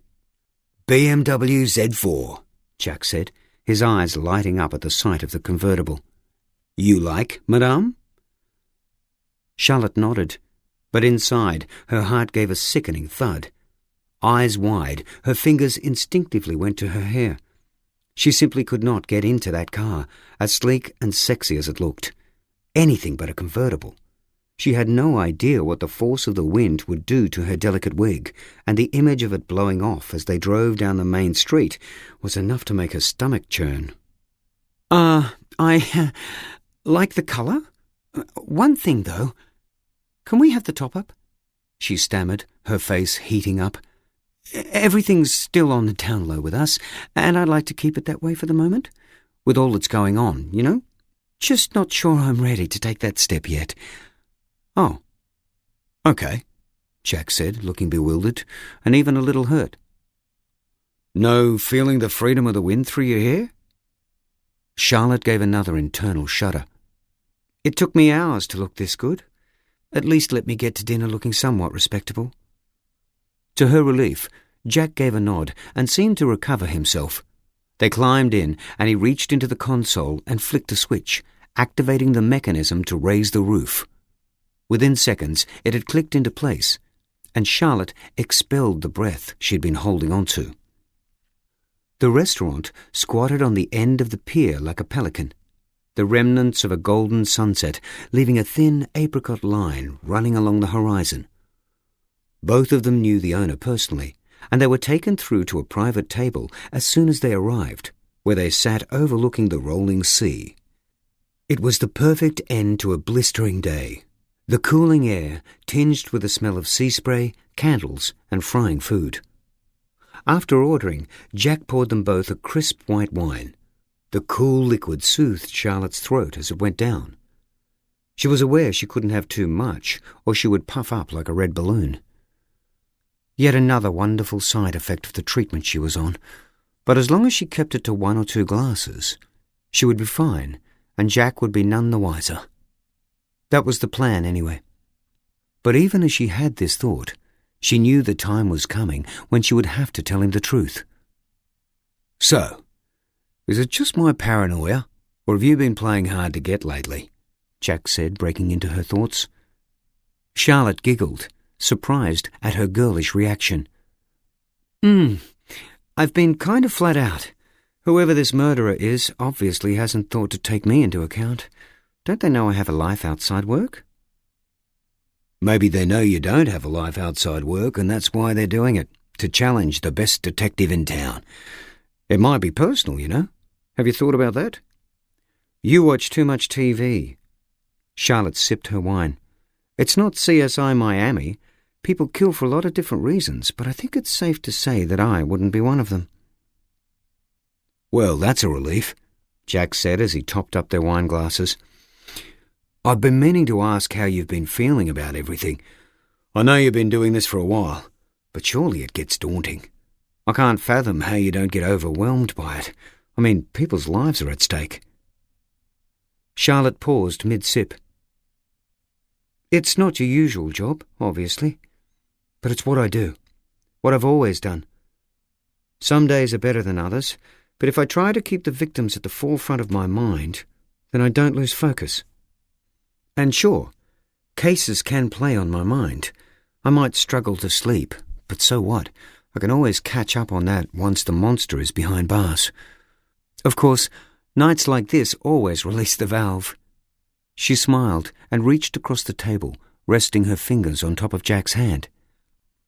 Happy to help any way I can, he said, his eyes sparkling. Speaking of which, what's the latest on these murders then? Any inside information? Like most people Charlotte talked to, Jack loved hearing about her work. It seemed to appeal to the voyeuristic side in everybody. To be honest, we don't have a lot to go on. We're pretty sure it's the same guy, but we're struggling to come up with a motive or anything on ID. He knows what he's doing, that's for sure. DNA at the scenes has been non-existent. No witnesses, no CCTV. We've been down all the usual avenues of inquiry, talked to the victims' families and friends, some workmates, even been to their workplaces on the off chance we might spook someone. So far, all to no avail. But that'll change. Sometimes these things are sorted out within a day or two. Sometimes it takes a while. It must be a local, though, right? Well, we presume so, but that's only really a guess. Anything linking the 2 women? What's the nexus? Charlotte laughed at his straight-from-cop TV language. Funny you should ask, actually. We've only just confirmed that the 2 victims were both members of that new 24-hour gym, so that'll be our next avenue of inquiry. But that's pretty much all we've got to go on at the moment. She ran her finger around the rim of her wine glass as she gathered her thoughts. The seed of doubt that she'd been burying this past week was springing to life. Now she had a moment to stop and think. She stared across the table at Jack. I've been a police officer for 20 years, and a detective for more than a decade. You'd think I might have a little bit more of an idea about what I'm doing. Jack reached across the table and took her hand in his, massaging her knuckles with his thumb. Hey, you've got this.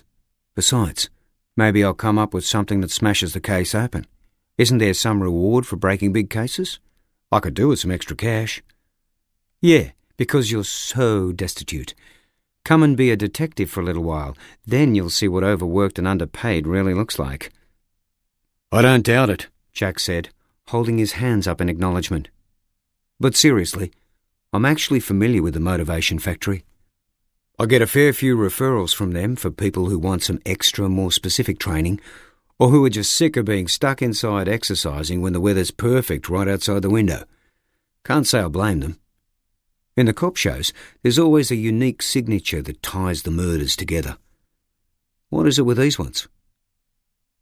For the first time that night, Charlotte felt uncomfortable, and she blushed a little, feeling the wine go to her head. "I can't really say. It's not for public knowledge, so we can weed out the nutcases from all the phone calls we get from people wanting to confess." Jack leant forward, clearly intrigued. "So there is something? Come on, babe, tell me. I promise I'll use it for good and not evil. I want to help."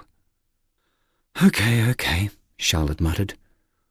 "I'll tell you, but you have to promise to keep it to yourself. Cross your heart and hope to die?" She watched him lick his index finger and cross his heart, reminding her of the innocence of her school days. Only this time, there was something strangely sexy about it too, which really threw her off guard. The waiter appeared, giving Charlotte a momentary reprieve by placing their entrees down before them. She had selected the pan-fried calamari, curled in upon itself and nestled among a vibrant garden salad. She speared a piece with her fork and brought it to her mouth, practically salivating with anticipation. The tough edges of the calamari melted in her mouth, and she couldn't help but think of the parallels between that particular dish and herself. Difficult and chewy at its worst, but if treated well, soft and delicious. Charlotte finished her mouthful, wiped her lips with the corner of the linen napkin, and looked at Jack, who was tucking into his oysters Kilpatrick. "Okay," she said. "But remember, if I hear this out in the public domain, I'll know exactly where it came from, and I can tell you, I won't be happy." Jack stared back at her with his soulful eyes, held up both hands and crossed his fingers. What more could she ask for? At both crime scenes, there was a small piece of paper. Notes we've since discovered are normally attached to church newsletters. Each note has a piece of scripture printed on it. Now, the quotes themselves were produced by the church, so the killer didn't have any say in the content, but it's still very weird and kind of creepy. "Creepy? Is that a technical term?" Charlotte grinned. Something she found herself doing a lot of around Jack, even during serious conversations like this one. "Fine," she said, feigning hurt. "I won't tell you anything next time." Jack went quiet for a moment as he finished the last of his oysters, slurping the final one down as he considered his next words. "Have you found out which church it came from?" "Yes, but that I am keeping a secret." "Is it a local parish? One of the ones here in town? Can you tell me that much?" Charlotte nodded. Jack sat still, his brow furrowed in concentration as he stared into his wineglass. He remained like that for a minute or so, and Charlotte could almost see his brain ticking over like the transparent Swatch watch she'd owned as a teenager. Finally he spoke. "I've got it," he said, reclining back in his chair and crossing his arms behind his head, a look of satisfaction on his features. "Easy. It's the priest." Luckily for Charlotte, she had finished her dish. Otherwise, she would have propelled calamari out of her mouth and across the table at him. "You're not serious? With no formal training, no experience in the field, no examination of the evidence, and no viewing of the photos, let alone the actual crime scenes, you've solved the case? Well, the only question left to answer is, why didn't I come to you earlier?" They both burst out laughing. Regaining her composure, Charlotte looked at Jack coyly, laughter still lining his cheeks. She hoped he was only joking, but somewhere in the pit of her stomach, unease stirred. Surely he couldn't be serious. But Jack continued, warming to his theory. "All those hours watching TV can pay off, you know. The priest is the obvious choice. He had access to the main clue found at both scenes. He's probably a local who knows the area really well. He's the last person anyone would suspect. He has plenty of spare time on his hands. The list goes on. Well, I'll be sure to keep your expert opinion in mind. Thanks. Charlotte dismissed him with a shake of her head and pushed her unease aside. Jack was oblivious to the fact that the priest he was condemning was her brother, and she wasn't about to tell him. Until there was evidence pointing directly at Joe, there was no way she would put her brother in the firing line. And besides, the idea that he was the murderer they were searching for was laughable. A thoughtful, kind and considerate priest and brother to a detective in the same town, out killing innocent women? Not a chance. You do that, Jack said, amusement still on his face. And when you get that search warrant and find a Bible with pieces of the victim's hair stuck in it, you'll know who to thank. Charlotte gave a tight smile as the waiter arrived with the main course. The salmon fillet was perfectly seared and luscious pink. She grabbed her fork and dove in. Seriously, though, you must have looked at the priest. Who is he? Jack asked her as he sliced into his rump steak. I'm not telling you any more. That's enough talk about work, Charlotte said, anxious to shut this down. The reason I agreed to dinner was to get away from all that. But I'll be sure to pass on your details to whoever puts up the reward money when the time comes, okay? Now, how was your day? Never one to shy away from talking about himself, Jack launched into a story about the businessman who'd come into the dealership earlier that day to buy his mistress a birthday present. And just like that, they veered away from anything to do with the murdered girls. But, like a splinter in the end of her finger, one thought remained jammed in Charlotte's mind, buried deep under her skin, where she couldn't shift it. Maybe she had let her personal connection get in her way when it came to Joseph.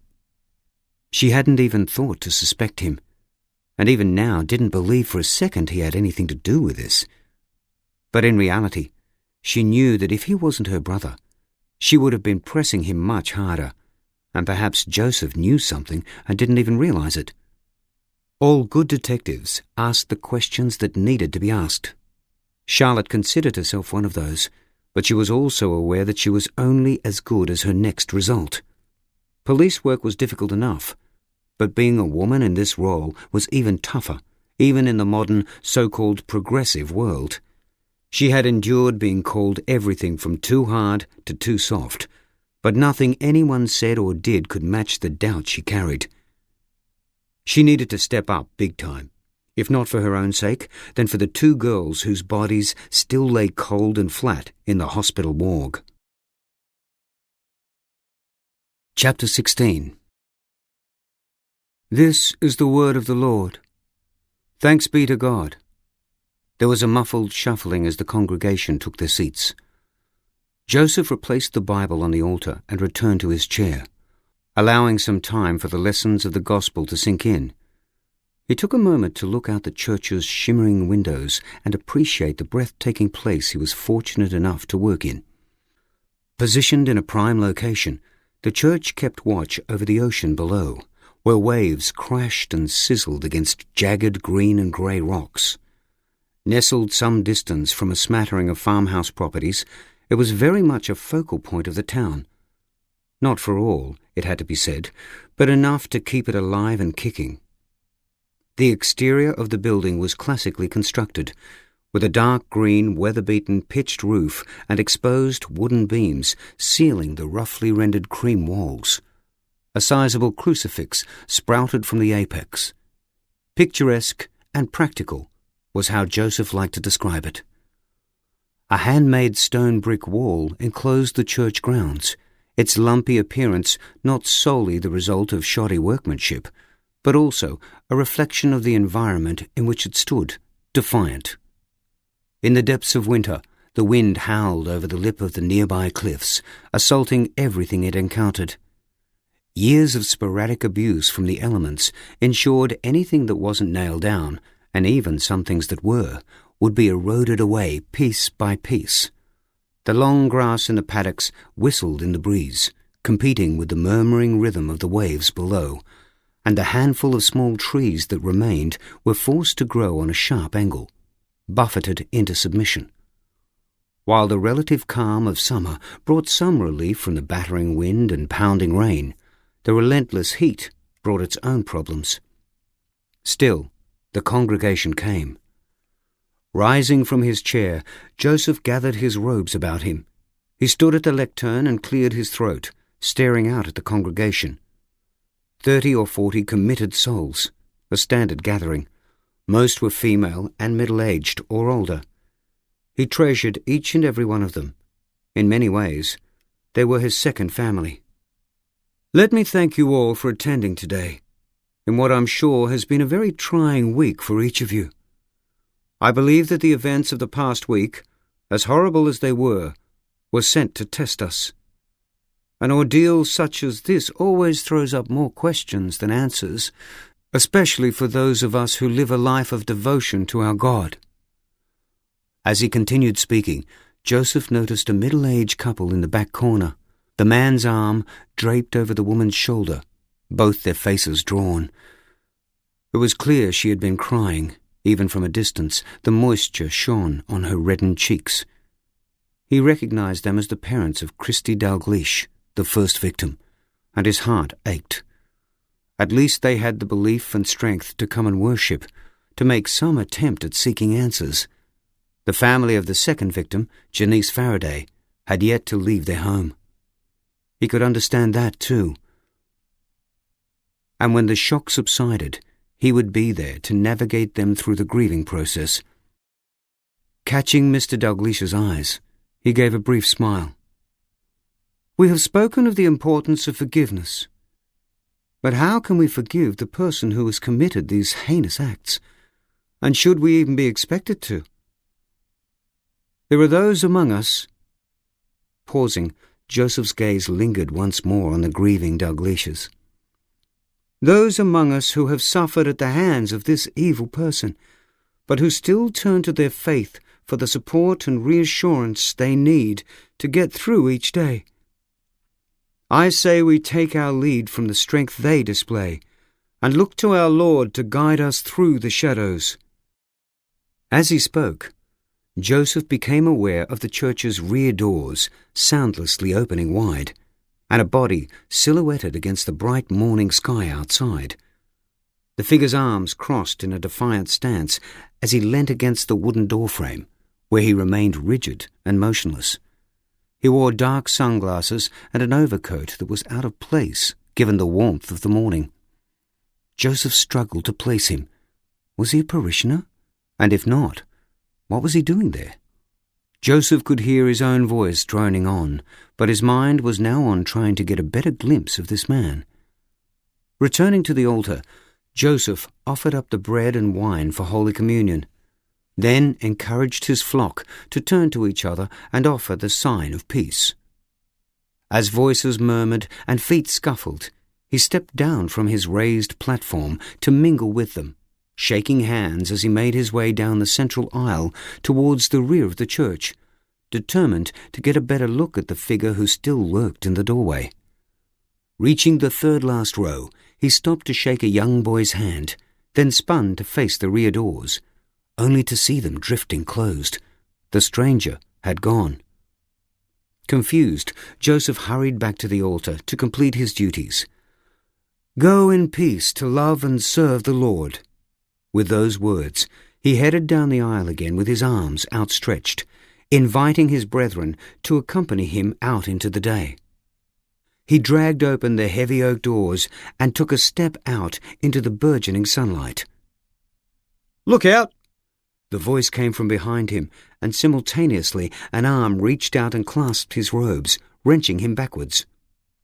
Regaining his footing, Joseph stared down at the first of the 3 bluestone steps that led in and out of the church. In the center of the step was a package of some sort, which had been set alight and was just beginning to ignite fully.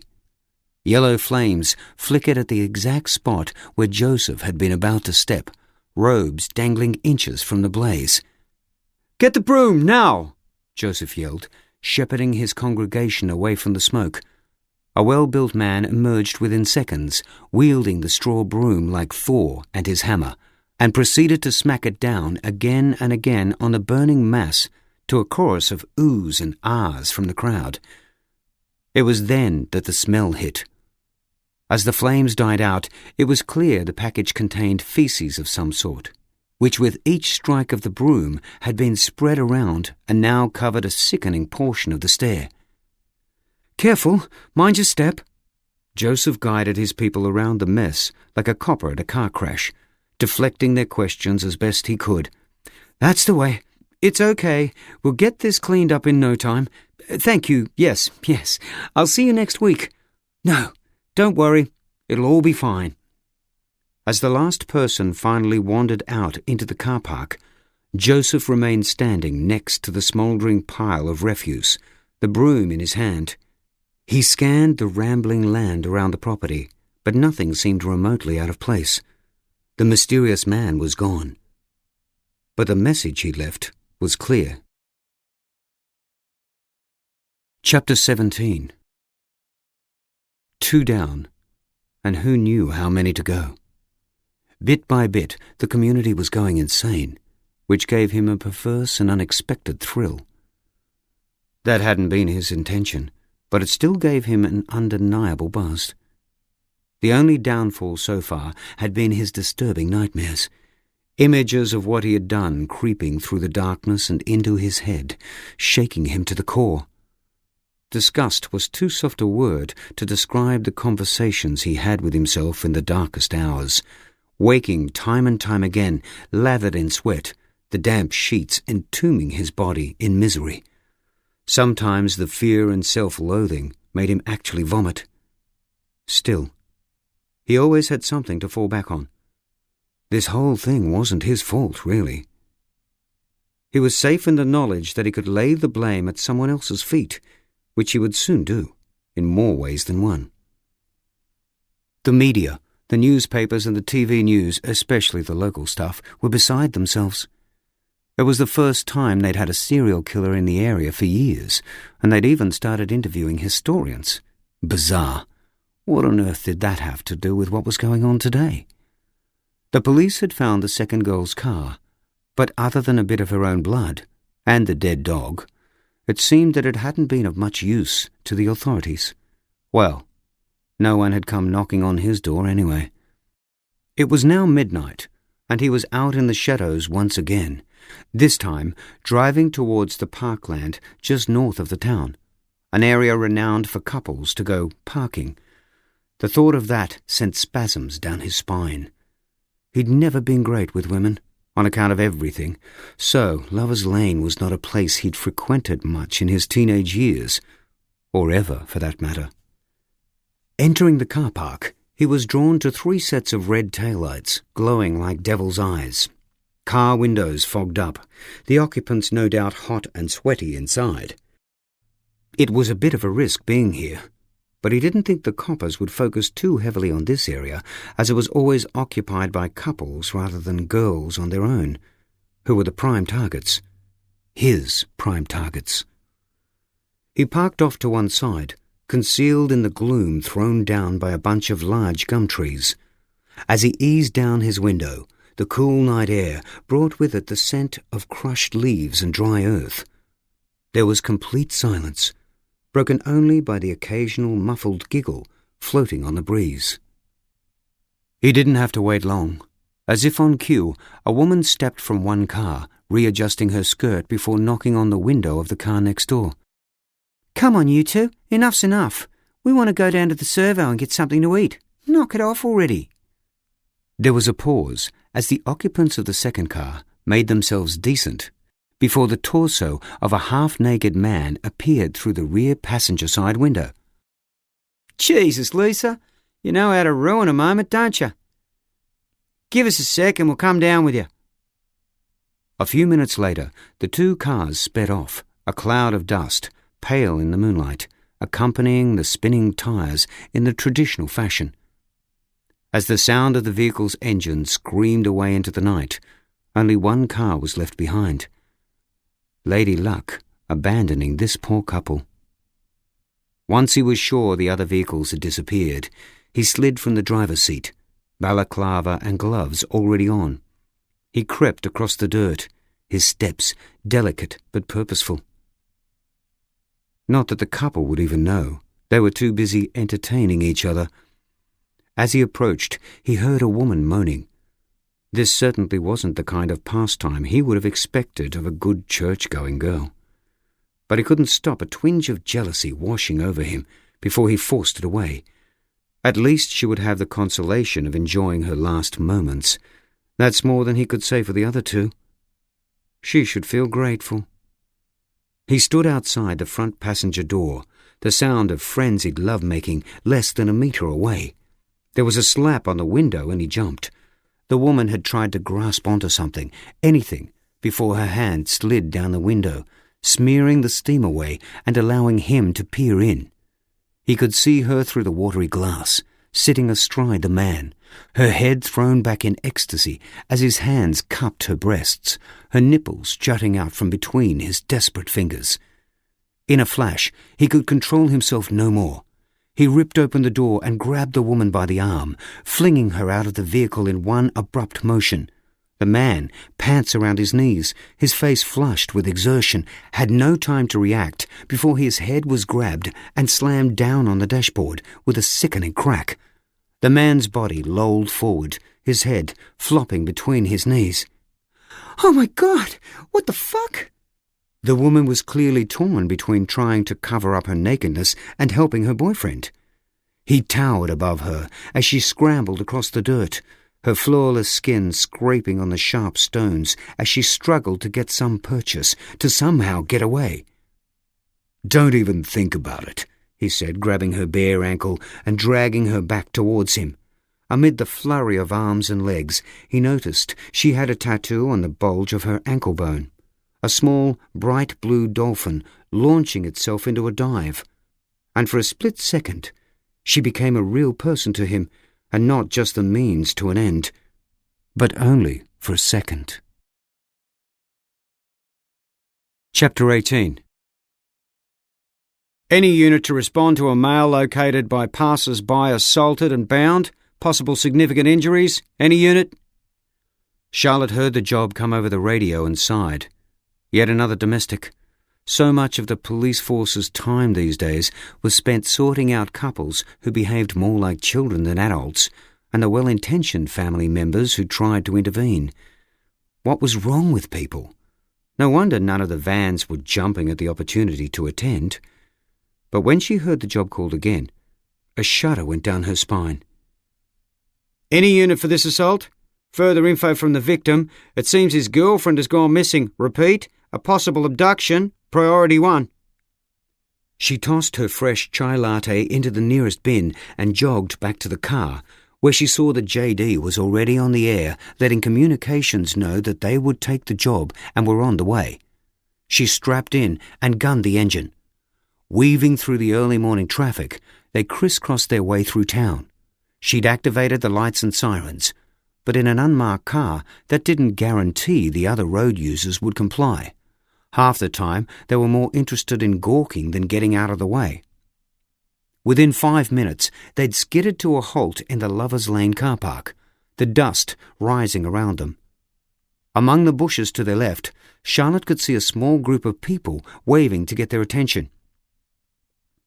Yeah, we see you," JD said, shaking his head.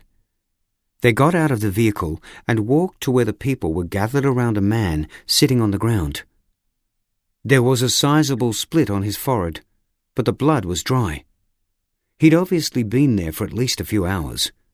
He was conscious, though, and after conveying that over the radio, Charlotte made some room and crouched down next to him. "What's your name, mate?" She placed a gentle hand on his shoulder. "Simon." His speech was affected by swollen lips, which had also been bleeding at some point. Tears welled in his eyes, and Charlotte felt a wave of sadness for him, which she swallowed forcefully. "Focus." "I'm Detective Callahan. It's okay, Simon. We've got an ambulance on the way. You're going to be fine. I need you to tell me what happened in as much detail as you can remember." Simon sniffed loudly and gathered himself. "I was here last night with Alice, my girlfriend. We were fooling around in the car. You know how it is. Anyway, while we were, well, you know, The car door opened and some bloke was standing there. He yanked Alice out of the car and grabbed me, and that's about all I can remember. I think I passed out because the next thing I knew, I was waking up over there in the bushes with that rope tied around my hands and feet. I don't even know where Alice is.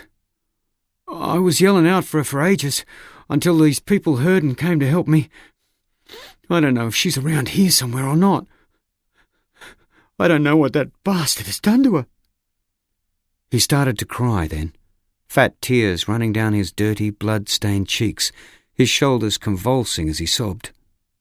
"Is there anything you can tell me about the man?" Charlotte asked. "Anything at all?" Simon shook his head. "Not really.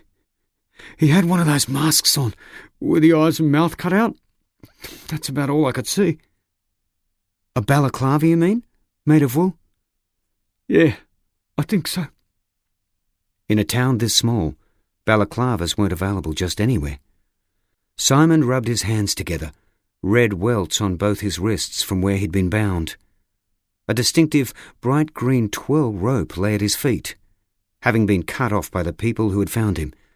Charlotte snapped her gloves on, snatched it up, and bagged it as she continued speaking. "It was definitely a male, though? Are you sure about that?" Simon nodded, fidgeting. "Any idea on his height or his weight? Was he a big guy?" "I don't know about his height. I think he had to bend over to get in the car door. That's all I could say. He was solid, though, not weedy. Bigger than normal size, I guess." "Anything else?" "I only saw him for a second, and then the lights went out." "Okay. You're doing really well, Simon. Now I need you to tell me about Alice. Where was she when you last saw her?" "The guy threw her out of the car. He reached in and just grabbed her and wrenched her out. I heard her scream when she landed on the ground outside, and that was it." "That's your car over there, right?" Charlotte gestured at the small red hatch sitting in the car park. Simon nodded, and Charlotte sent J.D. to put crime scene tape around it before some idiot came along and ruined any evidence it might provide. "Describe her for me, Simon." "She's a bit shorter than you. Straight blonde hair down to her shoulders, blue eyes. I don't know what else to say." Charlotte scribbled furiously, taking down every word coming out of Simon's mouth. It wasn't uncommon for offenders to make out to police that they were victims too, only for it to be discovered later that that was a complete lie. "What was she wearing?" As soon as Charlotte asked the question, Simon blushed, his eyes averted. I don't think she was wearing anything. We were kind of in the middle of something, you know." Charlotte would have laughed if it wasn't so serious. The fact that Alice was missing, and naked, was not a good sign at all. "One last question before these guys get you sorted out," Charlotte said as the Ambo pulled into the car park, red and blue lights flashing. "Does Alice go to a gym by any chance?" A quizzical look crossed Simon's face. "I don't know if I'd say she goes to the gym. She's a member of that new one, but she's probably only been a few times." "Right, thanks for your help." Charlotte watched as Simon was whisked away to get his injuries treated in the privacy of the ambulance. He definitely appeared genuine. He'd gone to a hell of a lot of trouble setting this up if it was fake. But she didn't get that vibe from him. Her gut feeling was he was being honest, and experience had taught her to always trust her gut. As the Ambo departed to transport Simon to hospital, siren fading into the distance, Charlotte relayed everything he had said to J.D. By now, a divisional van containing Tom and a kid who barely looked old enough to shave had turned up, as had the shift sergeant. Charlotte corralled them all together. "Everyone listen up," she said. "I want this area sealed off and guarded until we can process it. We'll only need one on that, so pick straws. The rest of us need to get onto a search of the immediate area around this car park, through the scrub as much as possible. Everything points to this being our guy's third victim, and if that's right, I can't see him taking her anywhere else, particularly as she had no clothes on. My guess is he's dragged her off into the bushes. Chances are she's already dead, but we can't operate under that assumption. She might still be alive and clinging on until we can find her. Either way, we need to do that before the public do. Everyone make sure you have your radios on and come straight up on air if you find anything. They dispersed in every direction, each eager to be the one who found the girl, dead or alive. Charlotte went to the right, JD a short distance away to her left, and the uniformed members disappeared into the undergrowth on the opposite side of the car park. Scanning the ground as she walked, Charlotte looked for anything that seemed out of place. She had been involved in many searches like this before, and often it was the tiniest thing that made the biggest difference. A discarded lolly wrapper, a bent cigarette butt, the remnants of a torn receipt. Within minutes, her radio crackled to life, and she heard Tom's partner, his high-pitched voice betraying his excitement. "I've found the girl! I repeat, I've found the girl! Immediate assistance required!" Charlotte bolted back through the car park. She knew the exact place he had been searching. As she ran, she could hear him calling out, his voice reverberating in the still morning air, guiding them to him like a beacon. Dodging her way past overhanging tree branches, Charlotte battled through the scrub, eventually stumbling into a small clearing, enclosed on all sides like a natural amphitheatre. She caught the look of disgust on the young officer's face as he turned away from the scene in front of him. "How can anyone do that to another human being?" he said. Charlotte stepped past him, nudging him to one side so she could take in the full scene. Her first thought was that they had definitely found Alice. Attractive, slim, straight blonde hair to her shoulders, naked as the day she was born. She was lying face down in the short grass, her arms extended out from her body like a crucifix. Her head was twisted to the left, her right cheek resting in the blood that had pooled out of her mouth and begun soaking into the dark soil. "Is there a pulse?" Charlotte directed the question over her shoulder as she heard other members of the search party arriving in the clearing. "Nope, and she's cold as ice," the officer replied. Charlotte ran her gloved hand along Alice's upper torso, the coldness seeping through into her skin. A wave of nausea swelled inside her, and it took all of her strength to remove herself emotionally, to do her job and keep examining the body. The woman's legs were slightly bent and apart, her knees jutting into the ground. Her bottom was pointing upward, genitals exposed. Despite the inference from her position, there was nothing externally to suggest she had been sexually assaulted, although only the coroner's examination could provide a definitive answer. It was clear the way she had been positioned was intentional, though, like a mannequin on display. The blood on and around the body showed the severity of the attack.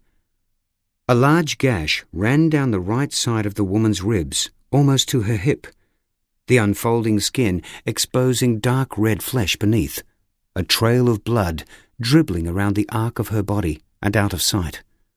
On her upper left thigh, another deep slash had been made, perhaps posthumously, the ragged laceration splitting open like a snag left too long on a searing hot plate. The exposed fatty tissue had an almost custard-like consistency, cranberry-stained and lumpy, and bruising the colour of eggplant peppered her body. From the moment Charlotte had laid eyes on Alice, she knew it was the work of the same guy. Not only was he getting more brazen in his choice of victim, but it appeared that the attacks were becoming more brutal. It also meant Charlotte now had to find the one thing that would confirm it was the same killer. She examined the scene as thoroughly as she could without disturbing the body, which would need to be photographed in situ. As her eyes flickered over the grass, the victim's toes, her fingers, the silence was eerie. Nobody moved, all eyes fixed on Charlotte as she worked. Then she saw it. The killer had rolled a small piece of paper like a cigarette and placed it behind Alice's left ear, sweeping her hair over it as though she were keeping it there for later. Sick bastard. Using her phone camera, Charlotte took a snap before carefully removing the paper, the victim's golden hair flopping down to cover her face. Unrolling the note, she got to her feet and took a few steps backward, creating a bit of distance between herself and the revulsion of what had occurred.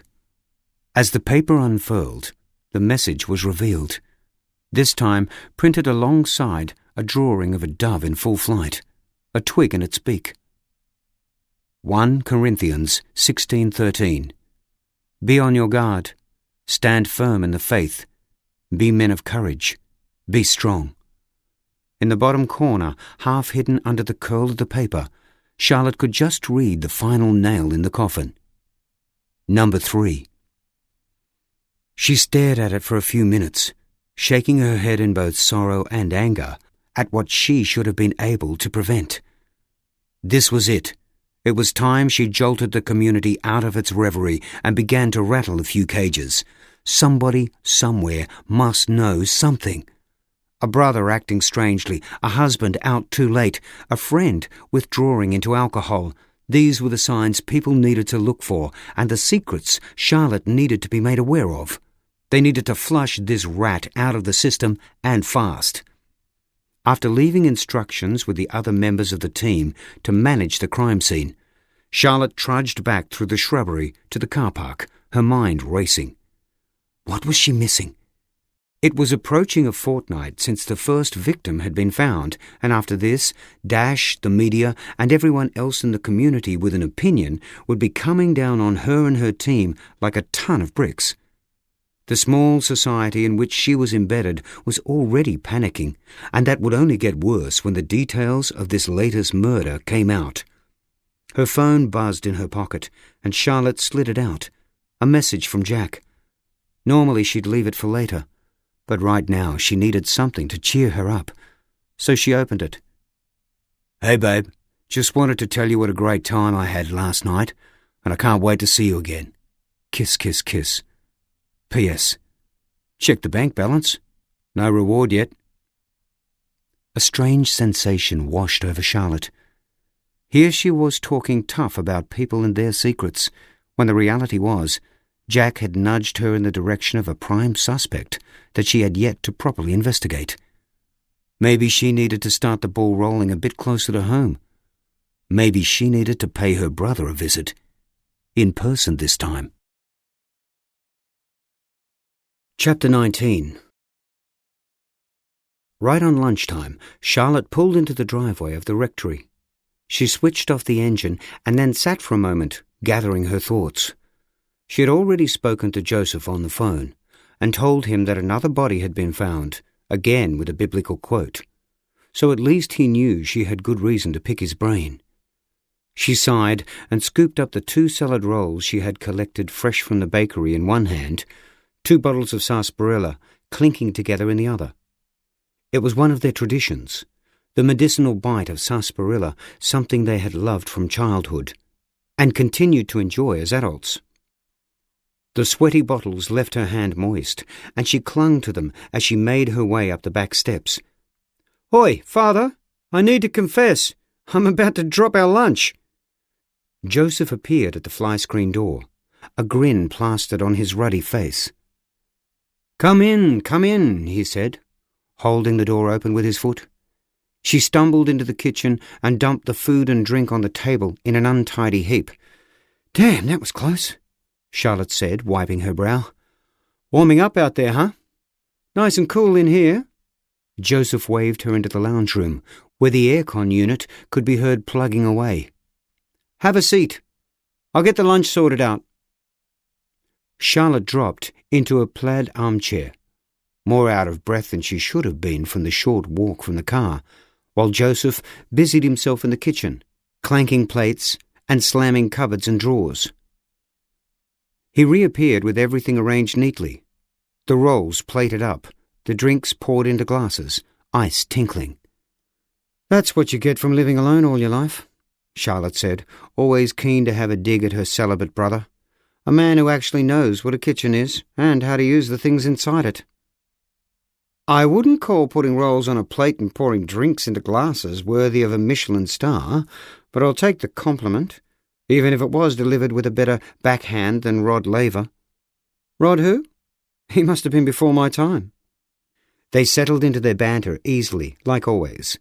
Even though Joseph was a priest, he was still her brother, and she would always treat him as such, her brother first, a minister second. And she had stuck by that rule, until now. "So," Joseph said through a mouthful of bread and lettuce. "You found another one, have you?" "Yeah, this morning. Pretty much the same as the others. Young woman, attractive, fit and healthy. Her name is Alice Tremonti." Charlotte paused and took a long sip from her drink before looking Joseph in the eye, watching his expression as she continued. "When I had to notify her parents, I discovered that they also attend your church on a regular basis, just like the first two victims. That takes it to 3, Joe. Our victims all have at least an indirect link to your congregation, which is more than a coincidence, and something I can't ignore." Joseph's voice was full of concern. "Everyone wants this monster caught, I can promise you that. But I'm getting worried now. Whoever is doing this seems to be targeting my parishioners. Should I warn them? Was there a quote left again this time? The last one I put out was from the Corinthians, about being strong, being men of courage. I thought that was an apt selection for the congregation, given the circumstances. Useful for the whole community, actually." He stopped and looked at her. "Yeah, that's the one." A small part of Charlotte had hoped against hope that the quote hadn't been from Joe's church, that the killer had changed tack.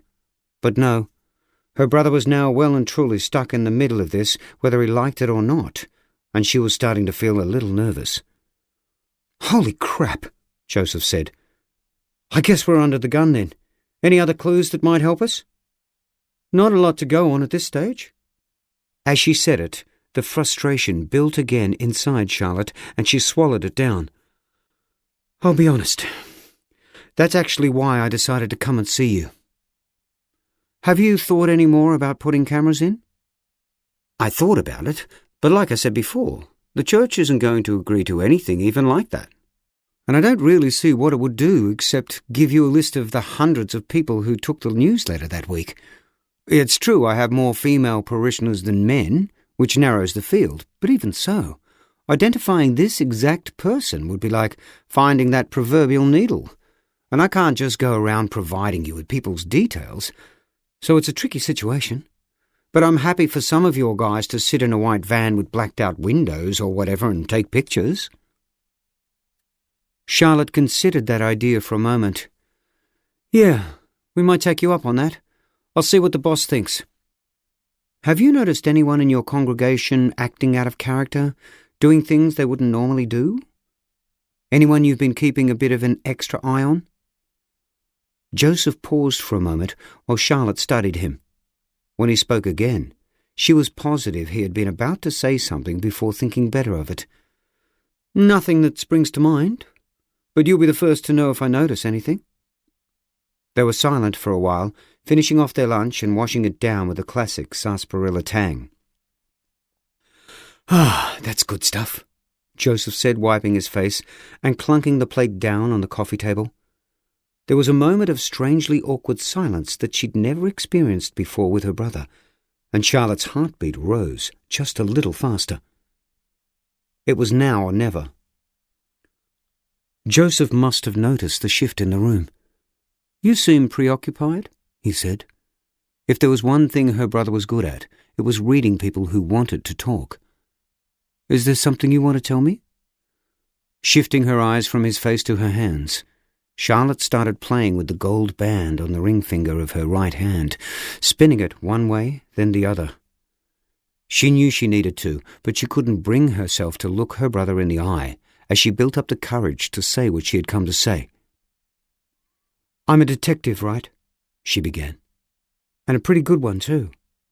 What makes me good is that I'm not afraid to ask the hard questions, to go where people might not want me to.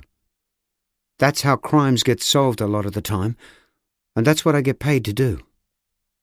She glanced up to see Joseph nodding, a quizzical look on his face, before continuing. "So that's part of the reason why I'm here. Not just to speak to you about any suspicions you might have, but to erase some suspicions I might have." Taking another quick look up, she could see that the penny still hadn't dropped. He wasn't going to make this any easier, so she was going to have to spell it out for him. She inhaled, finding bravery in her expanding lungs. "Where were you last night, Joe?" The silence in the room was deafening. Charlotte kept her head down, could feel her face burning up, her brother's eyes boring into her as the shock and indignation at what she was suggesting dawned on him at last. "Are you serious? You actually came here to question me as a suspect?" This ends CD 3.